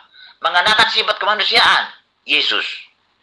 Lalu menggantikan kematian manusia itu dengan matinya Yesus. Bagi orang yang selamat, yang percaya kepada Yesus, dia selamat. Itu cerita Alkitab. Jadi Yesus itu adalah manusia. Adalah Tuhan, bukan manusia. Yesus itu adalah Tuhan yang datang ke dunia ini untuk menyelamatkan manusia. Yesus adalah Tuhan yang datang sebagai manusia untuk menyelamatkan manusia. Karena menurut Alkitab, tidak ada manusia yang mampu menyelamatkan manusia dari kematian kekal akibat dosa itu. Hanya Tuhan. Jadi Yesus adalah Tuhan, bukan manusia. Paham? Tuan Lamsen, saya tidak potong-potong. Saya terjun menjadi kristologi itu karena saya sudah tamat mengkaji kitabmu, lebih-lebih mengkaji kitab saya. Pahami itu.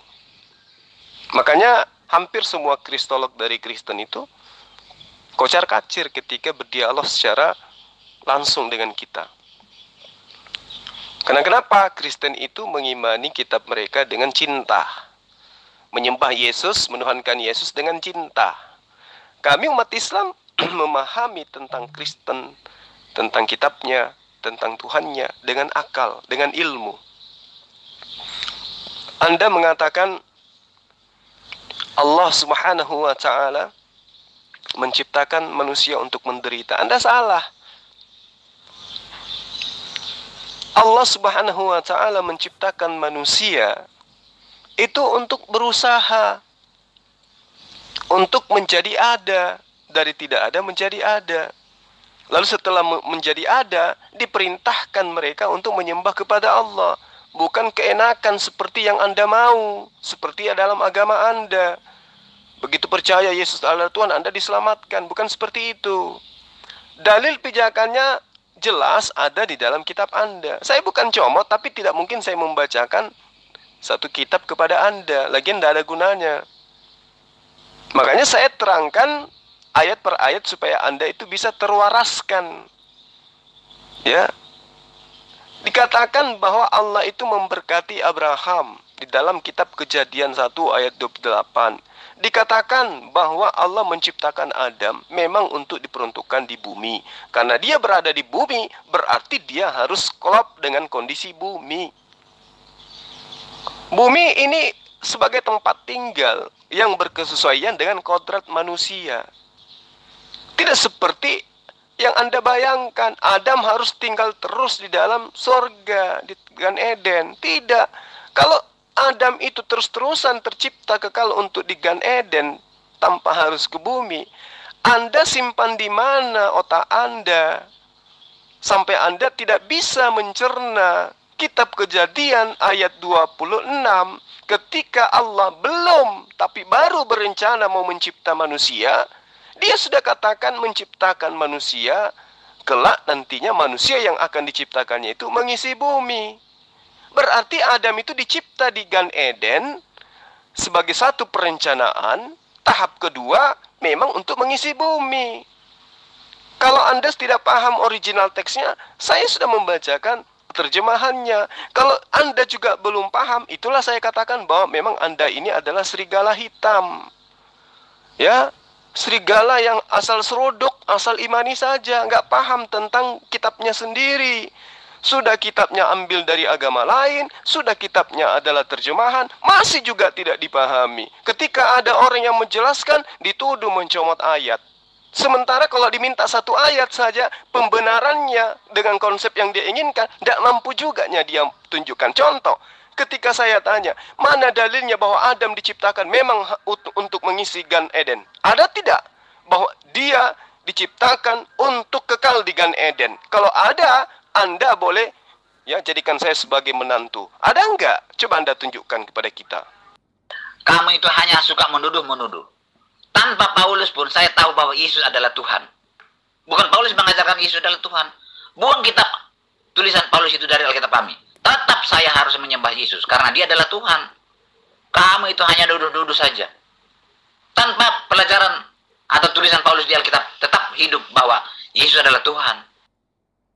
Kalau Yesus tidak diajarkan bahwa dia itu adalah Tuhan, ya, lalu dari mana Anda bisa mengetahui bahwa manusia bernama Yesus itu adalah Tuhan? Jawab. Yang menulis kisah Yesus adalah Yohanes, Matius, Markus, Yohanes. Tapi tulisan itu juga kamu membantah dia. Kamu sudah gila di situ. Saya lebih percaya kepada ajaran Alkitab saya secara utuh daripada kamu potong-potong lalu kamu pilah-pilah, kamu pilih-pilih, kamu mengatakan ajaran-ajaran yang salah, tidak sesuai. Yang jelas, Yesus itu adalah Yesus yang pernah mati tersalib, hidup kembali masuk ke surga. Penulisnya adalah Matius, Markus, Lukas, dan Yohanes. Untuk membantah itu juga kamu gunakan tulisan Matius, Markus, Lukas, dan Yohanes. Kamu sudah gila di situ, ya? Kamu itu tidak pernah bisa mengajarkan ajaran Al-Quranmu, karena memang Al-Quranmu itu tidak bisa terbukti kebenarannya. Sehingga kamu terpaksa menggunakan potongan-potongan Alkitab kami untuk membuktikan kebenaran Al-Quranmu. Heran saya lihat kamu itu, Jul. Ya. Jadi kamu itu percaya kepada tulisan Matius, Markus, Lukas, Yohanes sebagian. Sebagian tidak percaya. Dengan dasar apa kamu itu? Siapa yang mengajarkan kamu seperti itu? Justru terbalik, Anda yang gila. Anda menuhankan Yesus karena di dalam kitab Anda itu ada yang mengajarkan Yesus itu Tuhan. Tetapi di kitab yang sama juga mengajarkan Yesus itu bukan Tuhan. Nah, Anda tuhankan, berarti yang gila Anda, bukan saya. Tugas saya hanya untuk memberikan edukasi kepada Anda bahwa Yesus itu bukan Tuhan berdasarkan kitab Anda. Nah, kalau di dalam kitab Anda mengajarkan Yesus itu Tuhan, dan di dalam kitab Anda juga mengajarkan Yesus itu bukan Tuhan, yang mengatakan Yesus bukan Tuhan adalah Yesus, yang mengajarkan Yesus itu adalah Tuhan adalah pengarang kitab Anda. Pertanyaannya, yang Anda percaya siapa? Yesus yang berkata di dalam kitab Anda atau pengarang kitab Anda? Karena di dalam kitab Anda itu kan ada perkataan-perkataan Yesus, ada perkataan pengarang. Nah, mana yang Anda percaya? Perkataan Yesus atau perkataan pengarang? Disinilah fungsinya otak Anda supaya berfungsi. Makanya saya katakan yang waras itu saya atau Anda, yang gila itu Anda atau Anda. Kan gitu. Jadi Tuan Lamsen, saya harus katakan kepada Anda, pengarang kitab Matius, Markus, Lukas, Yohanes, mereka tidak pernah berpikir kalau kitabnya kelak akan lolos di dalam konsili Nicea dan dijadikan sebagai kitab yang dianggap suci oleh orang Kristen. Pahami itu dengan baik. Pahami, sekali lagi saya katakan, pengarang kitab Anda tidak pernah bermimpi kalau tulisannya kelak akan dijadikan sebagai kitab yang dianggap suci oleh orang Kristen. Catat itu baik-baik, Tuan Lamsen. Saya tidak tahu itu. Dukun itu yang memotong kambing, darahnya dioleskan ke mesin, dioleskan ke haluan, dioleskan kemana-mana. Itu membuktikan bahwa ajaran dulu adalah ajaran agama. Darah yang di situ penting. Darah binatang, kalau menurut Alkitab, darah binatang tidak mampu menghilangkan dosa seluruh umat manusia. Yang mampu adalah darah Yesus. Jadi darah binatang itu bukan untuk menghapus dosa manusia seluruhnya, tidak. Itu mengampuni dosa orang yang berkorban. Bukan dosa seluruh umat manusia. Tapi darah Yesus untuk mengampuni dosa umat manusia, seluruh umat manusia seluruh dunia. Kalau binatang kan tidak. Nah, setelah darah Yesus tumpah, maka tidak perlu lagi menumpahkan darah binatang. Karena darah Yesus sudah mengampuni dosa seluruh umat manusia. Artinya manusia sudah berhak mendapat hidup kekal.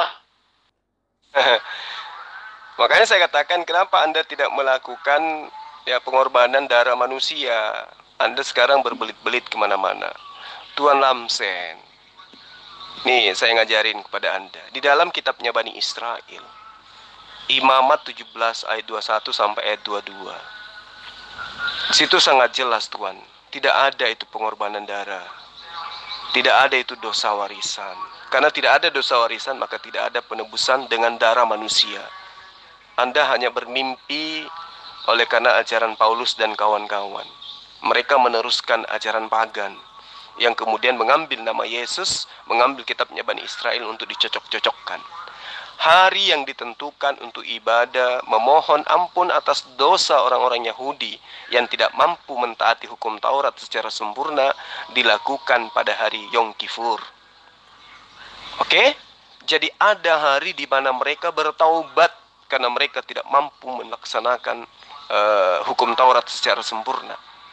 Orang-orang Yahudi yang merasa pernah melakukan dosa karena tidak mentaati seluruh hukum Taurat harus mengakui dosa-dosa mereka di atas kepala seekor kambing. Kambing yang telah dibebani dengan dosa-dosa. Kemudian akan dilepas ke padang gurun sebagai kambing hitam. Itu dijelaskan di dalam Imamat yang saya katakan tadi. Nah, selanjutnya di dalam Imamat 23 ayat 27, dalam pandangan agama Yahudi, setelah dosa seseorang telah dilemparkan ke kambing hitam, urusannya belum selesai. Dalam perayaan Yom Kippur, Tuan Lamsen, agar Anda tahu, mereka itu diajarkan selanjutnya, untuk menginginkan pengampunan dosa harus mengorbankan seekor domba yang tidak bercacat. Itulah yang saya katakan di dalam Imamat 27 ayat 27. Imamat 23 ayat 27. Tuhan berfirman kepada Musa, akan tetapi pada tanggal 10 bulan yang ke-7 itu ada hari pendamaian. Kamu harus mengadakan pertemuan kudus. Pertemuan di sini maksudnya adalah ibadah yang kudus dan harus merendah diri dengan berpuasa dan mempersembahkan korban api-apian kepada Tuhan. Itu makanya saya katakan ajaran konsep penebusan dosa itu adalah ajaran pagan. Dengan darah manusia itu pagan. Keluaran 12 ayat 5, anak dombamu itu harus jantan, tidak bercela.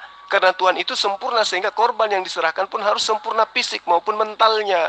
Karena domba adalah binatang yang dianggap berguna dan praktis, tidak pernah merugikan orang atau binatang lainnya. Sehingga secara mental dianggap sempurna karena tidak pernah melakukan dosa.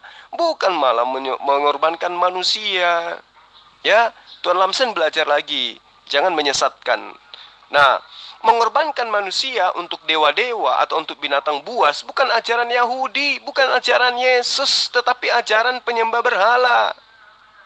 Itu yang perlu Anda pahami. Demikian juga pengorbanan atau membunuh manusia, kekawanan singa untuk ditonton merupakan pertunjukan para penyembah berhala juga, yang juga tidak pernah dilakukan oleh nabi-nabi atau utusan-utusan Tuhan kepada manusia. Apalagi sampai meminum darah manusia. Utusan Allah itu melahirkan rasa cinta sesama manusia, bukan malah membunuh manusia, minum darah manusia, makan daging manusia. Itu ajaran setan yang seperti itu. Orang-orang Yahudi itu justru akan jijik dengan pandangan penyembahan yang dilakukan oleh Kristen, karena mereka meminum darah, ya, yang merupakan sesuatu yang paling pantang di dalam kehidupan orang-orang Yahudi. Dan itu dicontoh dari penyembahan orang-orang terdahulu dalam menyembah Dewa Mitra. Minum darah diperhatikan lagi oleh orang Kristen, meski itu hanya berupa simbol-simbol, ya. Jadi di dalam konsep agama Yahudi, pengertian jatuh ke dalam dosa adalah jika mereka gagal mentaati hukum Taurat di dalam kehidupan mereka sehari-hari. Bukan karena Adam makan buah ilmu pengetahuan. Sadari itu dan pahami itu. Bertobatlah Tuan Lamsen. Baik, selamat siang Pak Juma. Saya bacakan Yohanes 5 ayat 30. Pertanyaan waktu Jum itu belum saya bisa jawab karena gangguan sinyal. Saya bacakan. Aku tidak dapat berbuat apa-apa dari diriku sendiri. Aku menghakimi sesuai dengan apa yang aku dengar, dan penghakimanku adil, sebab aku tidak menuruti kehendakku sendiri, melainkan kehendak Dia yang mengutus aku. Yang sering ditampilkan orang Muslim di Yohanes 5 ayat 30, aku tidak dapat berbuat apa-apa dari diriku sendiri. Itu masih koma. Aku menghakimi sesuai dengan apa yang aku dengar. Yesus menghakimi loh.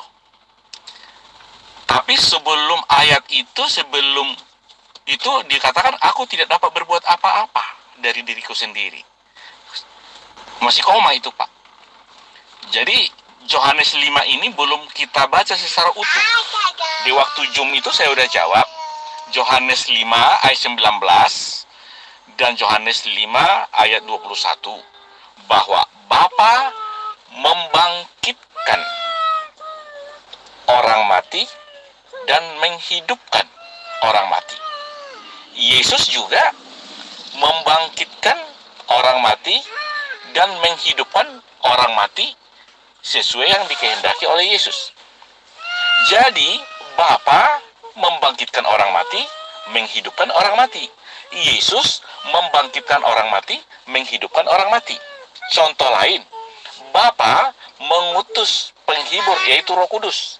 Yesus juga mengutus penghibur yaitu Roh Kudus. Yohanes 16 ayat 7, Yesus mengutus penghibur. Yohanes 16 ayat 26, Bapa mengutus penghibur yaitu Roh Kudus. Berarti Bapa mengutus penghibur yaitu Roh Kudus, Yesus juga mengutus penghibur Roh Kudus. Berarti Bapa dan Anak itu sama. Bedanya Bapa itu di sorga, Anak itu di bumi. Kan saya udah cerita dari awal. Di sorga itu ada Bapa, ada Firman, ada Roh Kudus. Ketiganya adalah satu. Sama seperti saya, Mahadi, memiliki roh, jiwa, dan tubuh. Ketiganya satu. Kenapa Firman itu menjadi manusia? Karena pada zaman dahulu Allah menyampaikan firman-Nya melalui nabi-nabi. Pada zaman akhir Allah menyampaikan melalui anaknya. Oleh anaknya Allah menciptakan alam semesta. Jadi anaknya itulah yang menciptakan alam semesta. Oleh anaknya Allah menciptakan alam semesta. Ibrani 1 ayat 2. Berarti anaknya itu adalah Firman.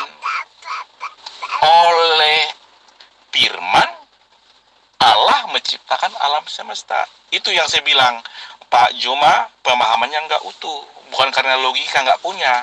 Logikanya Allah menciptakan alam semesta melalui Firman.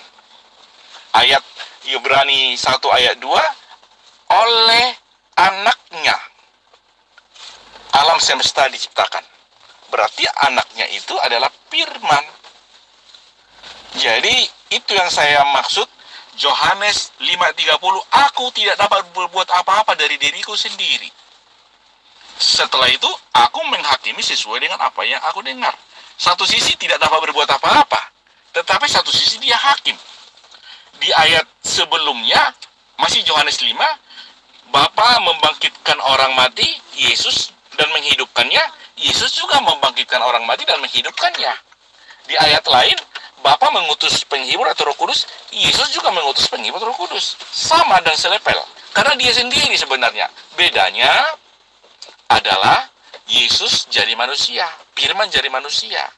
Yohanes 16 ayat 7 berkata, jika aku pergi, penghibur itu tidak datang padamu, maka lebih baik aku pergi. Nah, setelah Yesus terangkat ke surga, Yesus mengutus penghibur, yaitu Roh Kudus. Di ayat Yohanes 14 ayat 26, Bapa juga mengutus penghibur, yaitu Roh Kudus. Berarti baik Bapa atau Yesus satu pribadi, satu hakikat. Jadi Bapa sama Firman sama, seperti Mahadi ini ada roh, jiwa, dan tubuh. Rohnya Mahadi, ya Mahadi. Jiwanya Mahadi, ya Mahadi. Tubuhnya Mahadi, ya Mahadi. Jadi baik Bapa, baik Firman, baik itu Roh Kudus, itu Yesus. Karena Bapa bukan nama, Firman bukan nama, Roh Kudus bukan nama. Demikian Pak Juma. Jadi gini Pak Dokter, apapun yang Yesus lakukan, itu sudah jelas kan? Anda membacakan dalilnya sendiri kan? Di ayat Yohanes 5 ayat 30, kenapa otak Anda susah untuk mencerna itu? Ya, aku tidak menuruti kehendakku sendiri, melainkan kehendak Dia yang mengutus aku. Penghakimanku adil. Kenapa? Karena aku tidak menghakimi dari diriku, tapi menghakimi sesuai apa yang diperintahkan oleh yang mengutus aku. Berarti kan sudah jelas. Anda mengatakan Yesus memberikan hidup yang kekal, Yesus membangkitkan orang yang mati. Apakah itu berasal dari dirinya sendiri? Bukan, melainkan sesuai dengan kehendak Dia yang telah mengutus Yesus. Apa yang Anda permasalahkan kemudian? Anda mengatakan Yesus dan Bapa itulah itu sendiri.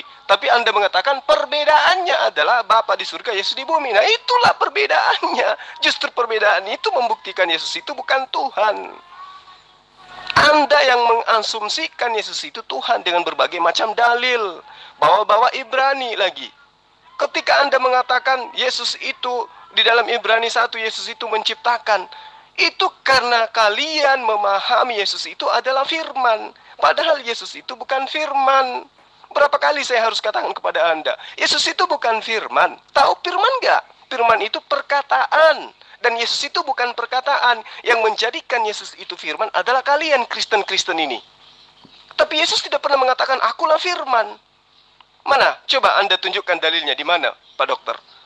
Di mana Yesus mengaku, akulah firman? Di mana Yesus katakan itu? Tidak ada. Ya, Yesus itu adalah ciptaan murni. Makanya dia mengatakan, aku tidak dapat berbuat apa-apa dari diriku sendiri. Ngerti nggak kalau Yesus mengatakan dari diriku? Berarti dari dirinya sebagai manusia, dia tidak mampu berbuat apa-apa. Nah, apakah dia adalah Tuhan itu sendiri? Bukan, dia adalah orang yang diutus oleh Tuhan. Melainkan kehendak Dia yang mengutus aku. Jelas kan? Makanya di ayat lain dia mengatakan, tidak ada yang tahu tentang kiamat. Matius 24 ayat 36. Ya. Anak pun tidak tahu, anak pun tidak tahu. Berarti Yesus pun tidak tahu hari kiamat. Nah, kalau Yesus tidak tahu hari kiamat, bagaimana kemudian Anda mengatakan Dia itu adalah Bapa itu sendiri? Maka Anda akan mengembalikan kata Anda, oh dia kan dalam keadaan manusia. Nah, karena itulah ketika dia adalah manusia, dia tidak mampu berbuat apa-apa dari dirinya sendiri. Karena dia manusia, bukan Bapa itu sendiri. Yang menjadikan Yesus itu Bapa itu sendiri adalah kalian Kristen. Kalian Kristen ini yang menjadikan Yesus itu adalah Bapa itu sendiri. Sementara Yesus hanya mengatakan dirinya sebagai anak manusia. Apakah Bapa anak manusia? Bukan. Karena itulah saya bilang, Pak Dokter, jangan Anda campur adukan kebenaran akal dengan asumsi agama. Itu Anda sedang menjabarkan asumsi agama Anda terhadap pengajaran Yesus. Nah, kalau Yesus itu tidak bisa mengetahui kapan kiamat, berarti dia benar. Dia adalah manusia yang seutuhnya tidak bisa berbuat apa-apa. Apa yang dia lakukan, membangkitkan orang mati, ya. Apalagi yang Anda anggap dia sebagai Tuhan, mengampuni dosa. Semua itu dia lakukan apa? Berdasarkan pengakuannya. Aku tidak menuruti kehendakku sendiri. Karena kalau aku menuruti kehendakku sendiri, aku tidak bisa berbuat apa-apa. Karena aku manusia. Apa yang aku lakukan, apa yang aku kerjakan adalah apa yang diperintahkan Bapa untuk aku kerjakan. Dia membangkitkan karena perintah Bapa. Coba, apalagi yang Anda anggap Yesus itu sebagai Tuhan? Anda sudah mengatakan perbedaannya Bapa di surga, dia ada di bumi. Nah itu, makanya gunakan akal. Sekali lagi saya katakan kepada Anda, kalau Yesus itu tidak tahu hari kiamat, bagaimana mungkin kemudian manusia ini bisa berubah menjadi pencipta alam semesta? Coba Anda jawab di situ. Jul, maaf Jul, kamu hanya menyangkal-menyangkal. Baca kisah perjalanan bangsa Israel waktu keluar dari tanah Mesir ke tanah Kanaan. Semua umat-umat Tuhan, mulai dari Adam sampai Yesus mati itu, selalu mengorbankan binatang, mencurahkan darah binatang setiap pagi dan sore. Baca, Jul, kamu jangan hanya membantah, tapi kamu tidak pernah membaca. Nah, itu mulut Anda sendiri yang mengatakan mereka mengorbankan binatang, tidak pernah mengorbankan manusia, apalagi Tuhan. Otak di mana otak? Saya sudah sampaikan kepada Anda, Tuan Lamsen. Sebagai serigala hitam, Anda harusnya paham dan tersadarkan. Kenapa saya katakan begitu? Karena tidak ada dosa waris dalam konsep para nabi. Ketika mereka berdosa, karena akibat daripada hukum Taurat mereka tidak sempurnakan di dalam kehidupannya, maka mereka pada hari Yom Kippur, mereka melakukan pengampunan dosa. Mereka yang pernah merasa melakukan dosa karena tidak mentaati seluruh hukum Taurat, mengakui dosa-dosa mereka di atas kepala seekor kambing. Baca Imamat 17 ayat 21 ayat 22. Jadi tidak ada itu pengorbanan manusia, hanya ajaran penyembahan dewa-dewa, ajaran animisme, ajaran setan yang mengajarkan mengorbankan manusia untuk menebus dosa manusia. Ingat itu. Ya. Makanya Anda kewalahan, Anda bingung dengan alasan Anda menutupi kebingungan Anda dengan mengatakan Tuhan kami ajaib. Apaan ajaib? Ajaibnya di mana Yesus itu coba? Manusia dia. Tidur, ya, lapar, wasos, ajaibnya di mana? Ajaibnya ketika Anda mempertontonkan kebodohan Anda, mengakui manusia yang 100% itu sebagai Tuhan. Di situ ajaibnya. Anda yang ajaib, bukan Yesus. Paham? Pak Jumat, tolong ditampilkan ayat mana yang mengatakan bahwa Tuhan itu, bahwa Yesus itu bukan Tuhan. Tertulis di mana? Dan siapa yang berkata? Dan kepada siapa dia berkata? Demikian Pak Jumat. Anda terlalu naif, Pak Dokter.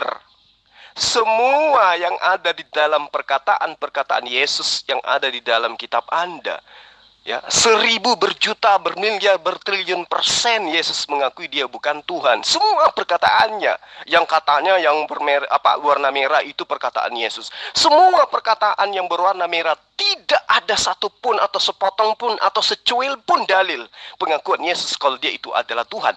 Bahkan semuanya bertriliun-triliun Yesus itu mengakui kekuatannya hanya sebagai manusia. Tapi kalau Anda mampu menunjukkan sebagai dokter, saya minta Anda mempertaruhkan identitas keilmuan Anda secara ilmiah. Di mana Yesus mengaku dirinya sebagai Tuhan? Tunjuk satu ayat.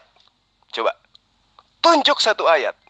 Kalau memang Anda mampu menunjukkan di mana Yesus mengakui dirinya adalah Tuhan pencipta alam semesta, tunjuk satu ayat. Hari ini juga saya berhenti menjadi kristolog. Hari ini juga disaksikan oleh seluruh teman-teman yang ada di grup ini dan akan saya umumkan di channel saya berhenti menjadi kristolog oleh karena seorang dokter Mahadi Marpaung mampu membuktikan kepada saya satu dalil di mana Yesus mengaku dialah pencipta alam semesta. Silakan Pak Dokter, saya tunggu. Oke, dilanjut ini yang umat saudara-saudara muslim ikut nyimak saja, nggak usah cukup Pak Lamsen dengan Dr. Mahadi aja ya yang melawan Ustaz Suma ya.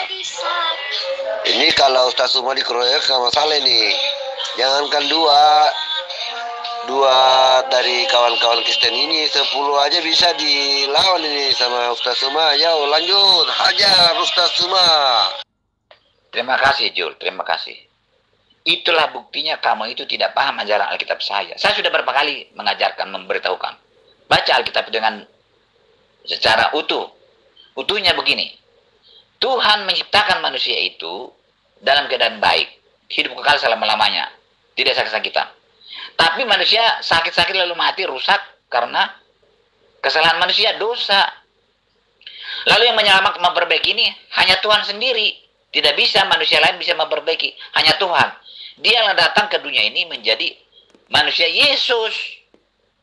Jangan pakai potong-potongan ayat-ayat untuk membuktikan bahwa Yesus bukan Tuhan. Jangan pakai ayat lain. Pakai ajaran Alkitab itu. Ya. Tidak ada manusia yang mampu menyelamatkan manusia dari kematian kekal. Tidak ada manusia yang bisa memberi hidup kekal. Hanya Tuhan. Jadi Yesus mengaku memberi hidup kekal. Harus seperti itu mempelajari Alkitab. Supaya mengenal Yesus, siapa Yesus itu. Jangan potong-potong ayat. Sehingga kamu bingung. Kamu bilang Yesus manusia. Tidak.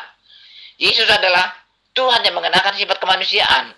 Sebagai manusia, ya dia tidak seperti Tuhan lagi.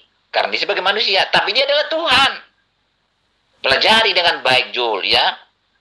Kamu itu berkata seperti itu karena kamu tidak mempelajari secara utuh ajaran Alkitab kami. Sulit untuk menantang kamu. Karena dalam otakmu itu hanya potongan-potongan ajaran Alkitab yang tidak bisa kamu buang lagi. Tuan Lamsen. Semoga Anda mendengarkan VN saya nantinya. Anda mengatakan Tuhan Anda itu awalnya menciptakan manusia tanpa sakit, tanpa ini, tanpa itu. Itu Anda maunya, Anda itu gitu. Tapi Tuhan berkata lain, Tuan Lamsen. Kejadian 1 ayat 26 itu cukuplah sebagai tamparan keras buat Anda. Sekiranya Anda masih ada potensi untuk menjadi waras.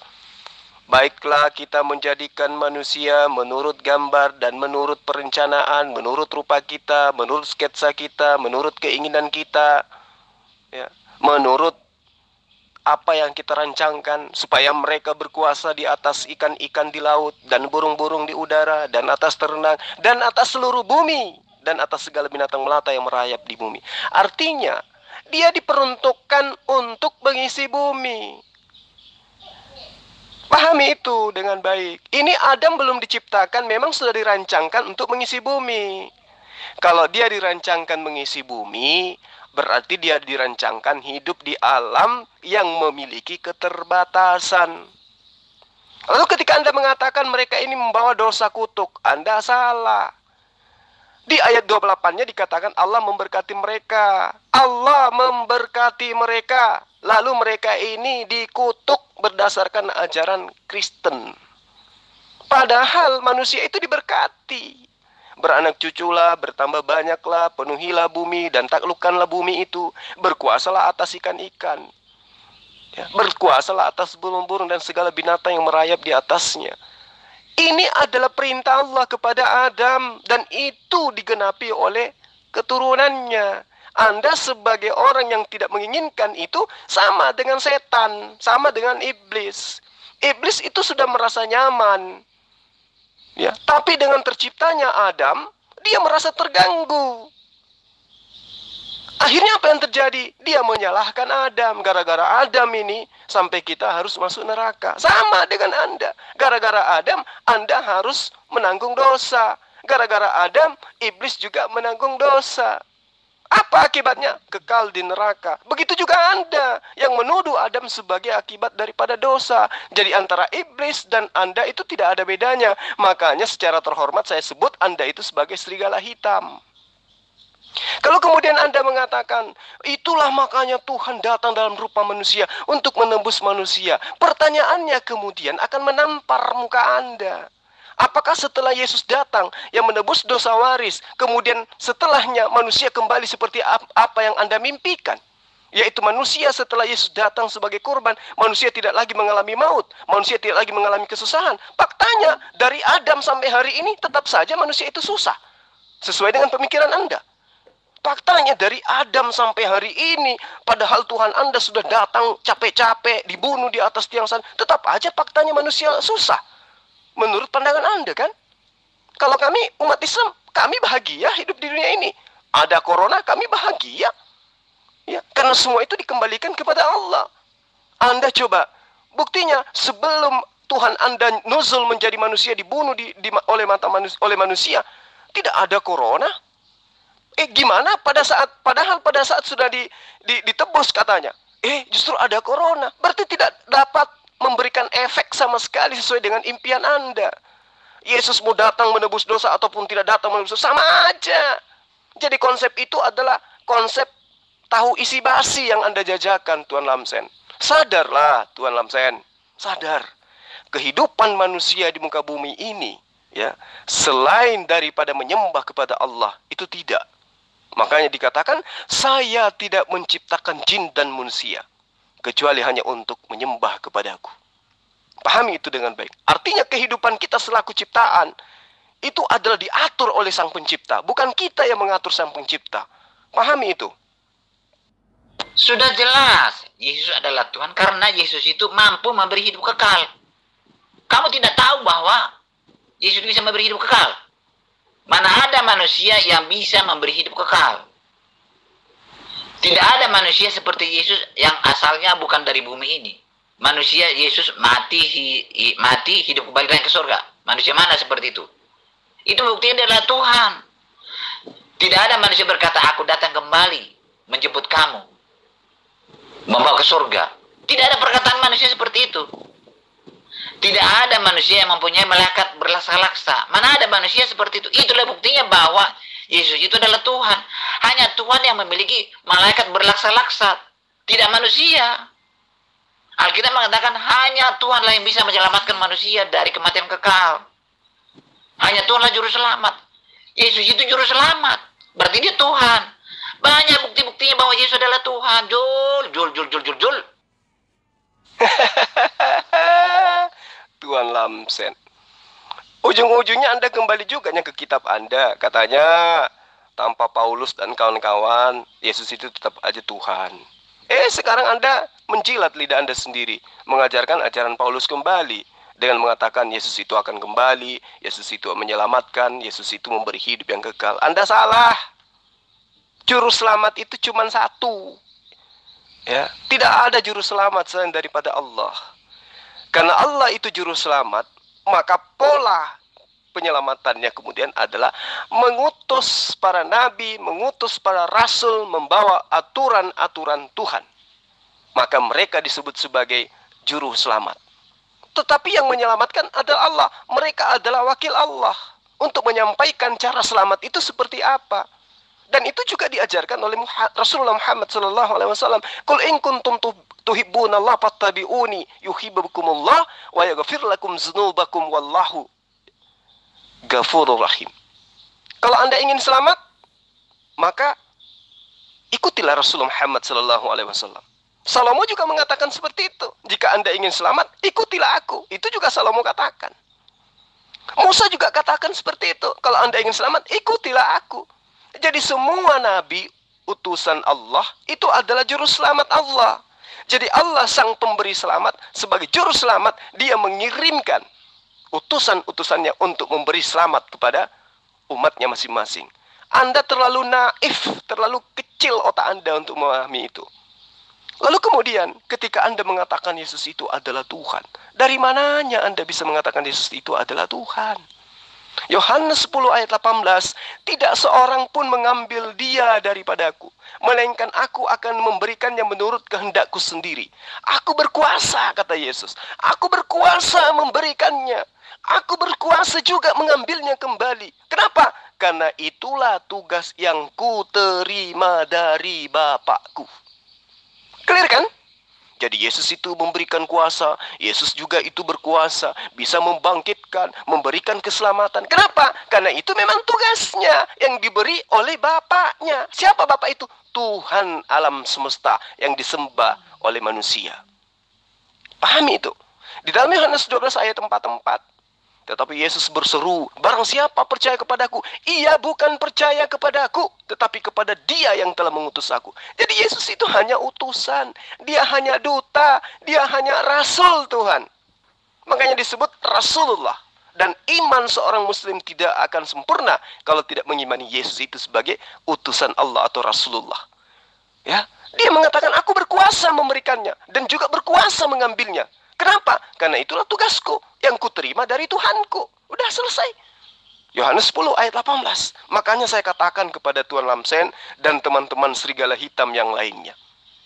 Mau lari kemanapun Anda membawa Yesus, Yesus tidak akan pernah mengiringi langkah Anda. Kenapa? Karena Yesus itu adalah seorang Muslim yang sangat taat menjalankan hukum Taurat, di mana hukum Taurat itu adalah perintah Allah. Lalu kemudian Kristen itu menganggap hukum Allah itu adalah sebagai hukum kutuk. Itu yang perlu Anda pahami dengan baik. Yesus berkata seperti itu karena Yesus sebagai manusia. Sebagai manusia bisa bicara seperti itu. Walaupun dia Tuhan. Sebagai manusia, bagaimana caranya Yesus kembali menjadi sang pencipta alam semesta? Tolong jelaskan ini. Kamu itu tidak mengerti. Pengorbanan binatang oleh umat Tuhan sejak dari Adam sampai Yesus itu membayangkan. Itu adalah gambaran akan datang manusia berkorban, yang dikorbankan, darahnya ditumpahkan seperti darah binatang itu. Begitu setelah manusia Yesus datang dikorbankan, sudah berhenti mengorbankan darah binatang. Makanya kamu itu, saya tidak tahu belajar dari mana, bagaimana cara kamu belajar baca Alkitab itu. Jangan nipu Tuan Lamsen, Anda itu sudah lansia, sudah manula, jangan nipu. Sampai hari ini, orang-orang Yahudi masih melanjutkan ibadah mereka, ibadah penebusan dosa mereka dengan mengorbankan korban bakaran, dengan mengorbankan lembu. Ya, tidak seperti ajaran Anda. Jadi di dalam agama Yahudi, pengertian jatuh ke dalam dosa bukan karena makan buah ilmu pengetahuan, Tuan Lamsen. Jangan Anda ngibul di situ.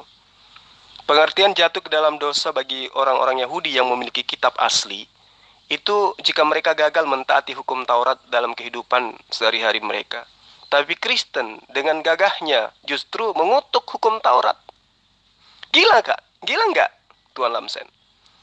Ya.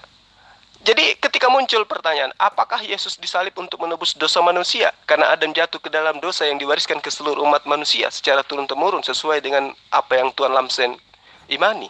Maka jawabannya tidak sama sekali. Justru sebaliknya. Yesus tidak pernah mengajarkan itu. Setelah peristiwa penyaliban Yesus dalam konsep Kristen, barulah kemudian Paulus yang mengaku rasul ini, ya serigala ini, memeras otak menafsirkan kembali kitab Kejadian sesuai yang dia inginkan. Apa tujuannya? Sebagai sarana membenarkan dan memberikan makna bagi penyaliban Yesus itu. Nah, kerja keras Paulus ini, di mana kerja keras yang saya maksud adalah usaha dia untuk memanipulasi kitab Perjanjian Lama membuahkan hasil kemudian.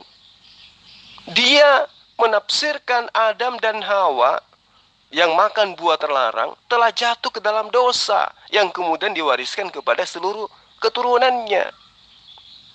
Padahal sebelum penyaliban Yesus, Paulus ini tidak pernah mengajarkan bahwa kitab Kejadian adalah cerita tentang dosa waris yang akan ditebus oleh darah yang kemudian disebut dengan pengorbanan Yesus. Jadi kecerdikan Paulus inilah yang kemudian yang Tuan Lamsen ajarkan, Anda jabarkan di sini. Jadi Tuan Lamsen, sangat kelihatan bahwa para penulis cerita yang ada di dalam kitab Anda yang muatannya menceritakan tentang kematian Yesus, itu berusaha sekuat tenaga untuk mencari-cari ayat-ayat di dalam kitabnya Bani Israel untuk kemudian mereka beri arti pada kematian Yesus. Dan apa yang mereka lakukan tidak lain dan tidak bukan adalah mengandalkan penafsiran-penafsiran baru, ya, sebagai pendukung untuk merangkai cerita tentang kematian Yesus. Artinya, cerita tentang peristiwa diciptakannya Kristen ini, itu adalah cerita yang disusun berdasarkan atas penafsiran-penafsiran mereka terhadap Perjanjian Lama. Jadi Paulus ini sama sekali tidak menyaksikan dan tidak tahu persis apakah Yesus itu benar-benar disalib, ya, ataukah dia itu tidak benar-benar disalib. Kalau Yesus disalib, apakah Yesus benar-benar mati? Ya, itu Paulus tidak tahu. Paulus tidak ngerti kapan Yesus disalib, di mana, dan bagaimana. Itu Paulus tidak ngerti. Nah, untuk membangun cerita tentang proyek penyelamatan umat manusia melalui darah Yesus, Paulus, sang pendiri Kristen, dan juga pendukung-pendukungnya, wartawan-wartawan lain, penulis kitab gospel, itu memetik ayat-ayat perjanjian lama untuk disusun ceritanya, dikaitkan dengan kehidupan Yesus. Toh para pembacanya bukan orang-orang Yahudi, tetapi orang-orang non-Yahudi, orang Romawi, orang Indonesia, orang Belanda, orang Jepang, dan seterusnya. Bukan orang Israel. Jadi wajar kemudian kelicikan ini dilakukan oleh Paulus untuk menipu. Ya, para penulis gospel justru menempuh cara yang terbalik dengan menggunakan yang diketahui dalam kitab perjanjian lama sebagai bukti dari yang tidak diketahui dalam kehidupan Yesus. Pahami itu. Baca, dengarkan ulang-ulang VN saya supaya Anda paham. Ya. Jadi Kristen itu dibangun atas prakarsa Paulus. Tentang darah, tentang daging, itu adalah ajaran pagan, Tuan Lamsen. Itu tidak diajarkan. Sekali lagi saya katakan, Bani Israel, orang-orang Yahudi memiliki cara lain di dalam konsep pemahaman mereka. Kalau mereka itu jatuh ke dalam dosa, tidak lain dan tidak bukan karena mereka tidak melaksanakan hukum Taurat secara sempurna. Pengertian jatuh ke dalam dosa adalah mereka gagal mentaati hukum Taurat di dalam kehidupan mereka sehari-hari, bukan karena mendapat warisan dosa. Ya, pahami itu. Itu kamu bohong. Kamu bohong. Kalau kamu mempelajari Alkitab saya dengan baik, apalagi kalau percaya, pasti kamu jadi Kristen. Ya, itu buktinya. Kalau kamu pelajari Alkitab dengan baik, tidak akan seperti itu, mengajarkan seperti itu. Kecuali kamu memang sengaja membohongin. Orang menjadi Kristen itu bukan karena memahami gospel dengan baik, Tuan Lamsen. Bukan. Tetapi karena ketidakberdayaannya menghadapi dan menerima aturan-aturan Tuhan. Sehingga yang mereka tahu, keselamatan itu harus mengikuti aturan Tuhan. Lalu itu sulit bagi dia. Nah, ada opsi lain yang dibikin oleh Paulus. Dengan matinya Tuhan di atas tiang salib, maka kita dibebaskan dari aturan-aturan Tuhan dan kita dimerdekakan dari penghambaan. Galatia 5 ayat 1. Itu yang mereka pakai. Bukan karena mereka memahami gospel, memahami ajaran Yesus, bukan. Tapi karena mereka lebih memilih ajaran yang penuh dengan kenikmatan. Ya, maksiat boleh. Ya, karena katanya orang Kristen itu tidak diikat oleh hukum daging, tidak diikat lagi hukum dunia, maka yang mengikatnya itu adalah hukum rohani, hukum kasih. Jadi apapun bisa mereka lakukan, karena hukum Tuhan itu sudah dibatalkan. Dengan matinya Tuhannya mereka di atas tiang salib, maka kutuk daripada Taurat itu sudah dibebaskan bagi mereka. Artinya tidak ada lagi perintah Tuhan dalam Taurat yang wajib dilakukan oleh orang Kristen. Itu yang membuat mereka Kristen. Bukan karena mereka mengetahui dalil-dalil dalam kitab mereka, bukan. Saya bisa sanksi itu. Saya bisa jamin itu, Tuan Lamsen. Dan saya sanksi kalau Anda itu betul-betul paham kitab Anda. Saya sanksi. Bahkan saya berani katakan, Tuan Lamsen itu buta gospel.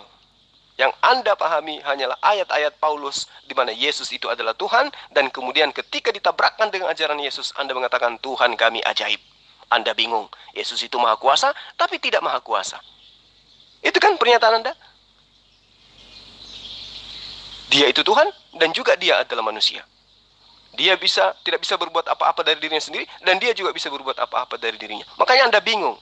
Orang yang bingung ketika diperhadapkan kebenaran, ketika dia diberikan ajaran yang sesuai dengan ajaran para nabi, bingung dia karena otaknya tidak berfungsi. Otak yang tidak berfungsi itu sama halnya dengan orang yang tidak waras. Pahami itu. Tapi gimana mau paham kalau nggak waras? Baik, Pak Juma. Seperti yang saya katakan bahwa Allah itu esa. Di sorga Allah itu esa, terdiri dari Bapa, Firman, Kudus, ketiganya adalah satu. Sama seperti Mahadi terdiri dari Roh, Dio, dan Tubuh. bedanya adalah satu, Mahadi itu rohnya bernama Mahadi, jiwanya bernama Mahadi, tubuhnya bernama Mahadi. Gak bisa dipisah-pisahkan. Sama seperti Bapa itu bernama Yesus, Firman itu bernama Yesus, Roh Kudus itu bernama Yesus. Dituliskan sehingga para penulis bisa menuliskannya atas ilham Allah.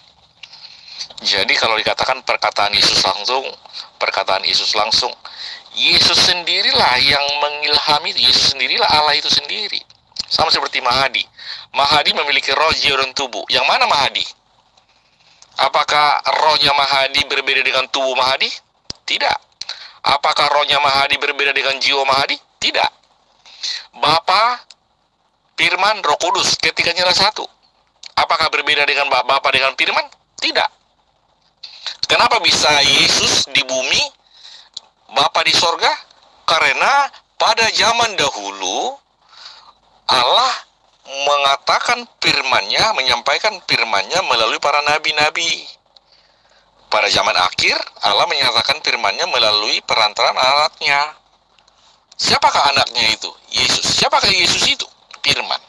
Buktinya Ibrani 1 ayat 2, oleh Dia Allah menciptakan alam semesta. Oleh anaknya Allah menciptakan alam semesta. Oleh firman-Nya Allah menciptakan alam semesta. Siapakah firman? Definisi firman adalah perkataan yang keluar dari mulut Allah yang bisa disuruh dan atau diutus untuk melakukan kehendak Bapa, kehendak Allah. Firman menjadi manusia itu Yesus. Perkataan yang keluar dari mulut Allah menjadi manusia itu Yesus. Perkataan yang keluar dari mulut Allah yang Maha Pencipta itu perkataan yang Maha Pencipta. Perkataan yang keluar dari mulut Allah yang diwahyukan kepada nabi dan rasul, ditulis penulis kitab suci, itu juga firman yang tertulis. Jadi bukti lain tertulis di Yesaya 43 ayat 11. Akulah Tuhan dan tidak ada juru selamat selain daripadaku. Akulah yang memberitahukan, menyelamatkan dan mengabarkan, dan bukannya Allah asing yang ada di antaramu. Jadi juru selamat itu adalah Yahweh atau Tuhan yang ada di Perjanjian Baru. Di perjanjian Tuhan yang ada di Perjanjian Lama. Di Perjanjian Baru Lukas 2 ayat 2 sampai 11, malaikat berkata, hari ini telah lahir bagimu juru selamat, yaitu Kristus, Tuhan di kota Daud.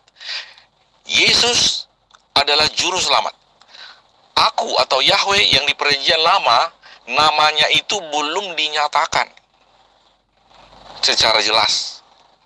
Tapi dia juru selamat. Juru selamat itu Tuhan. Di Perjanjian Baru juga juru selamat itu Tuhan, yaitu Yesus.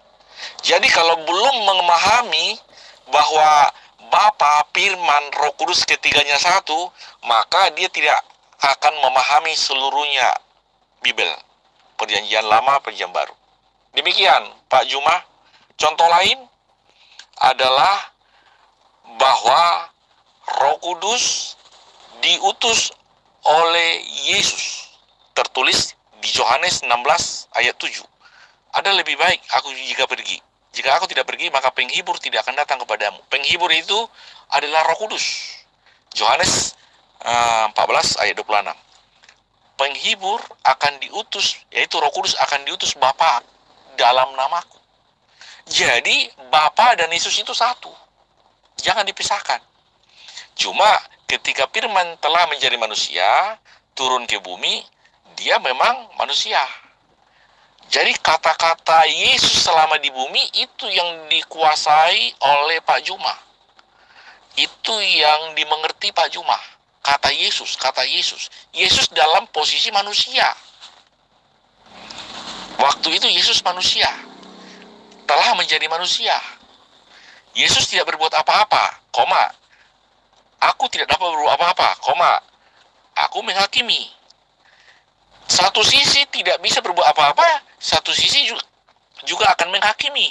Jadi harus utuh.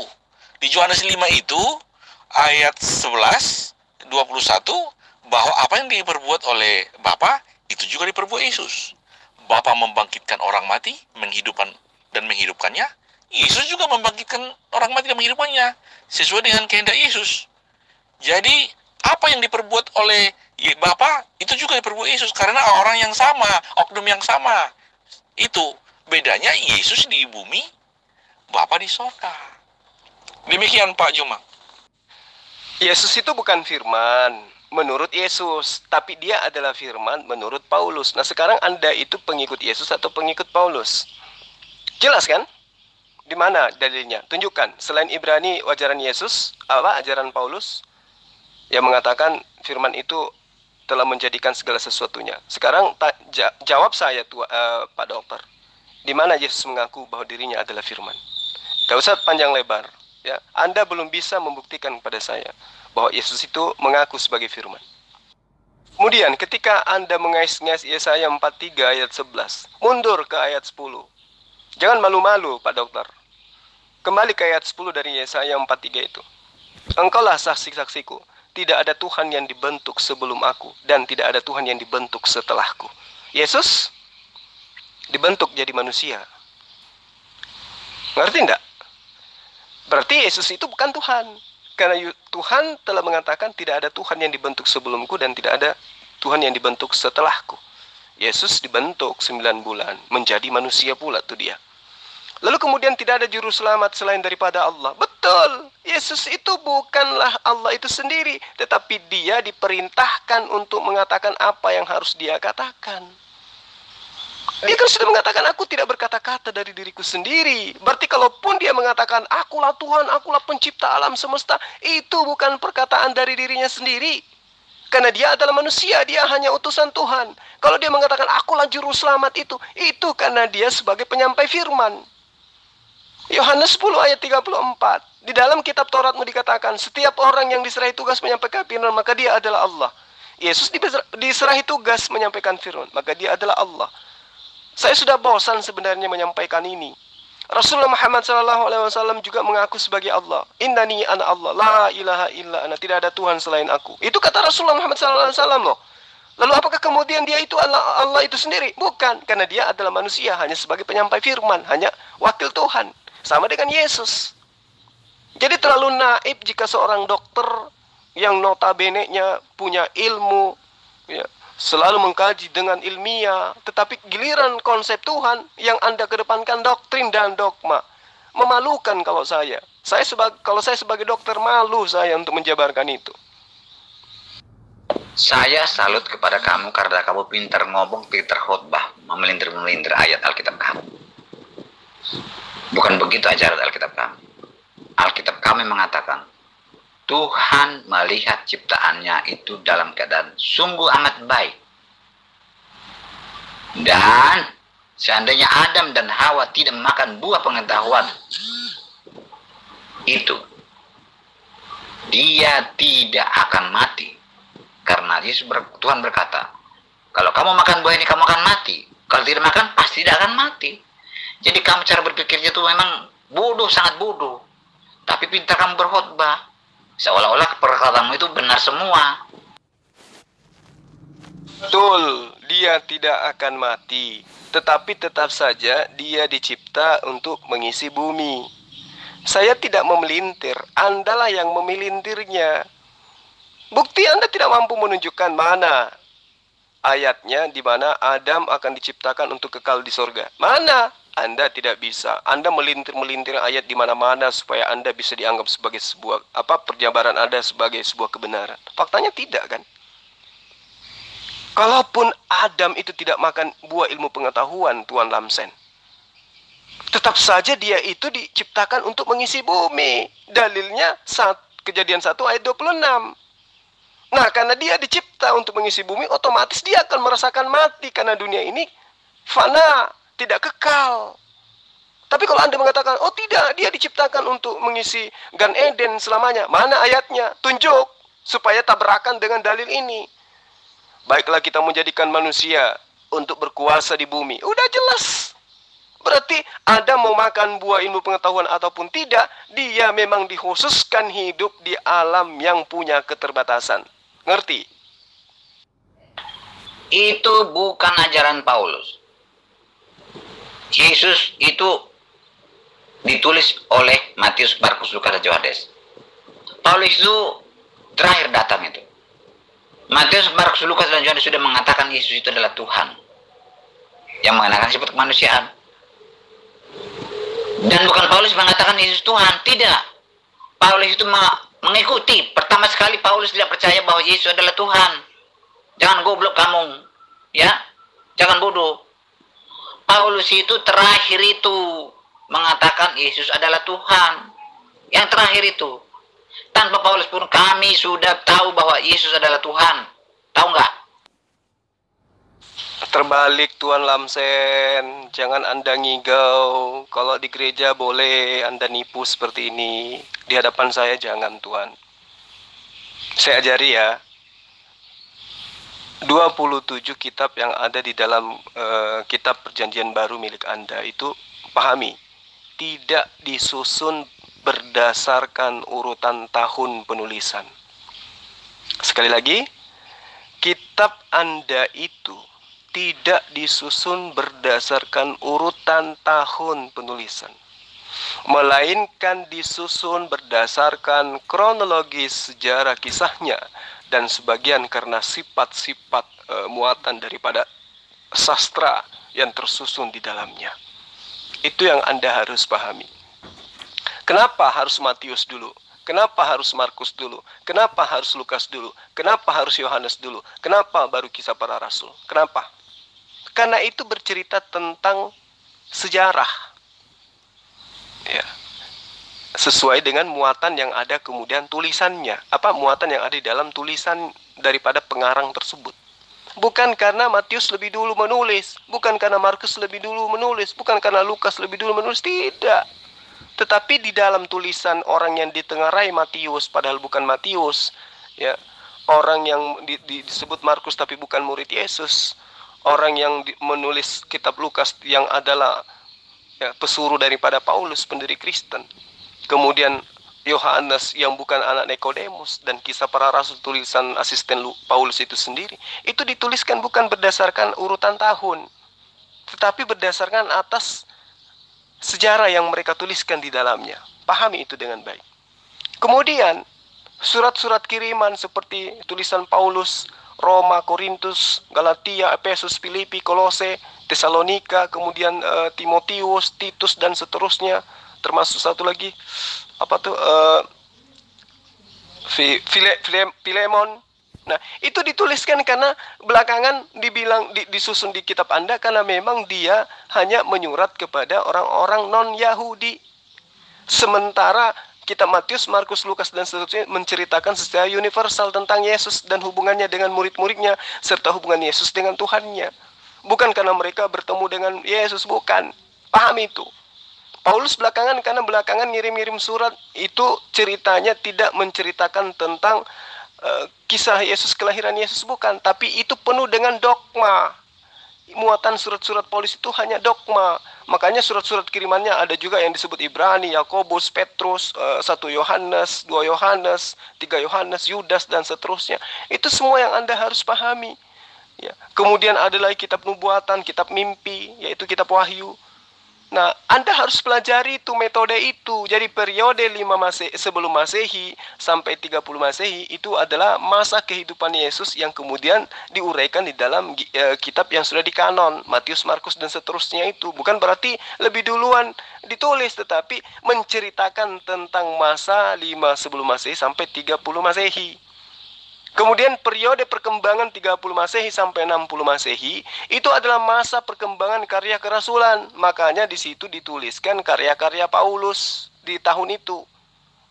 Nah, kemudian selanjutnya tahun 60 Masehi sampai 100 seterusnya itu adalah karya yang kemudian diputuskan untuk dituliskan lalu disebar kemana-mana secara terjemahan.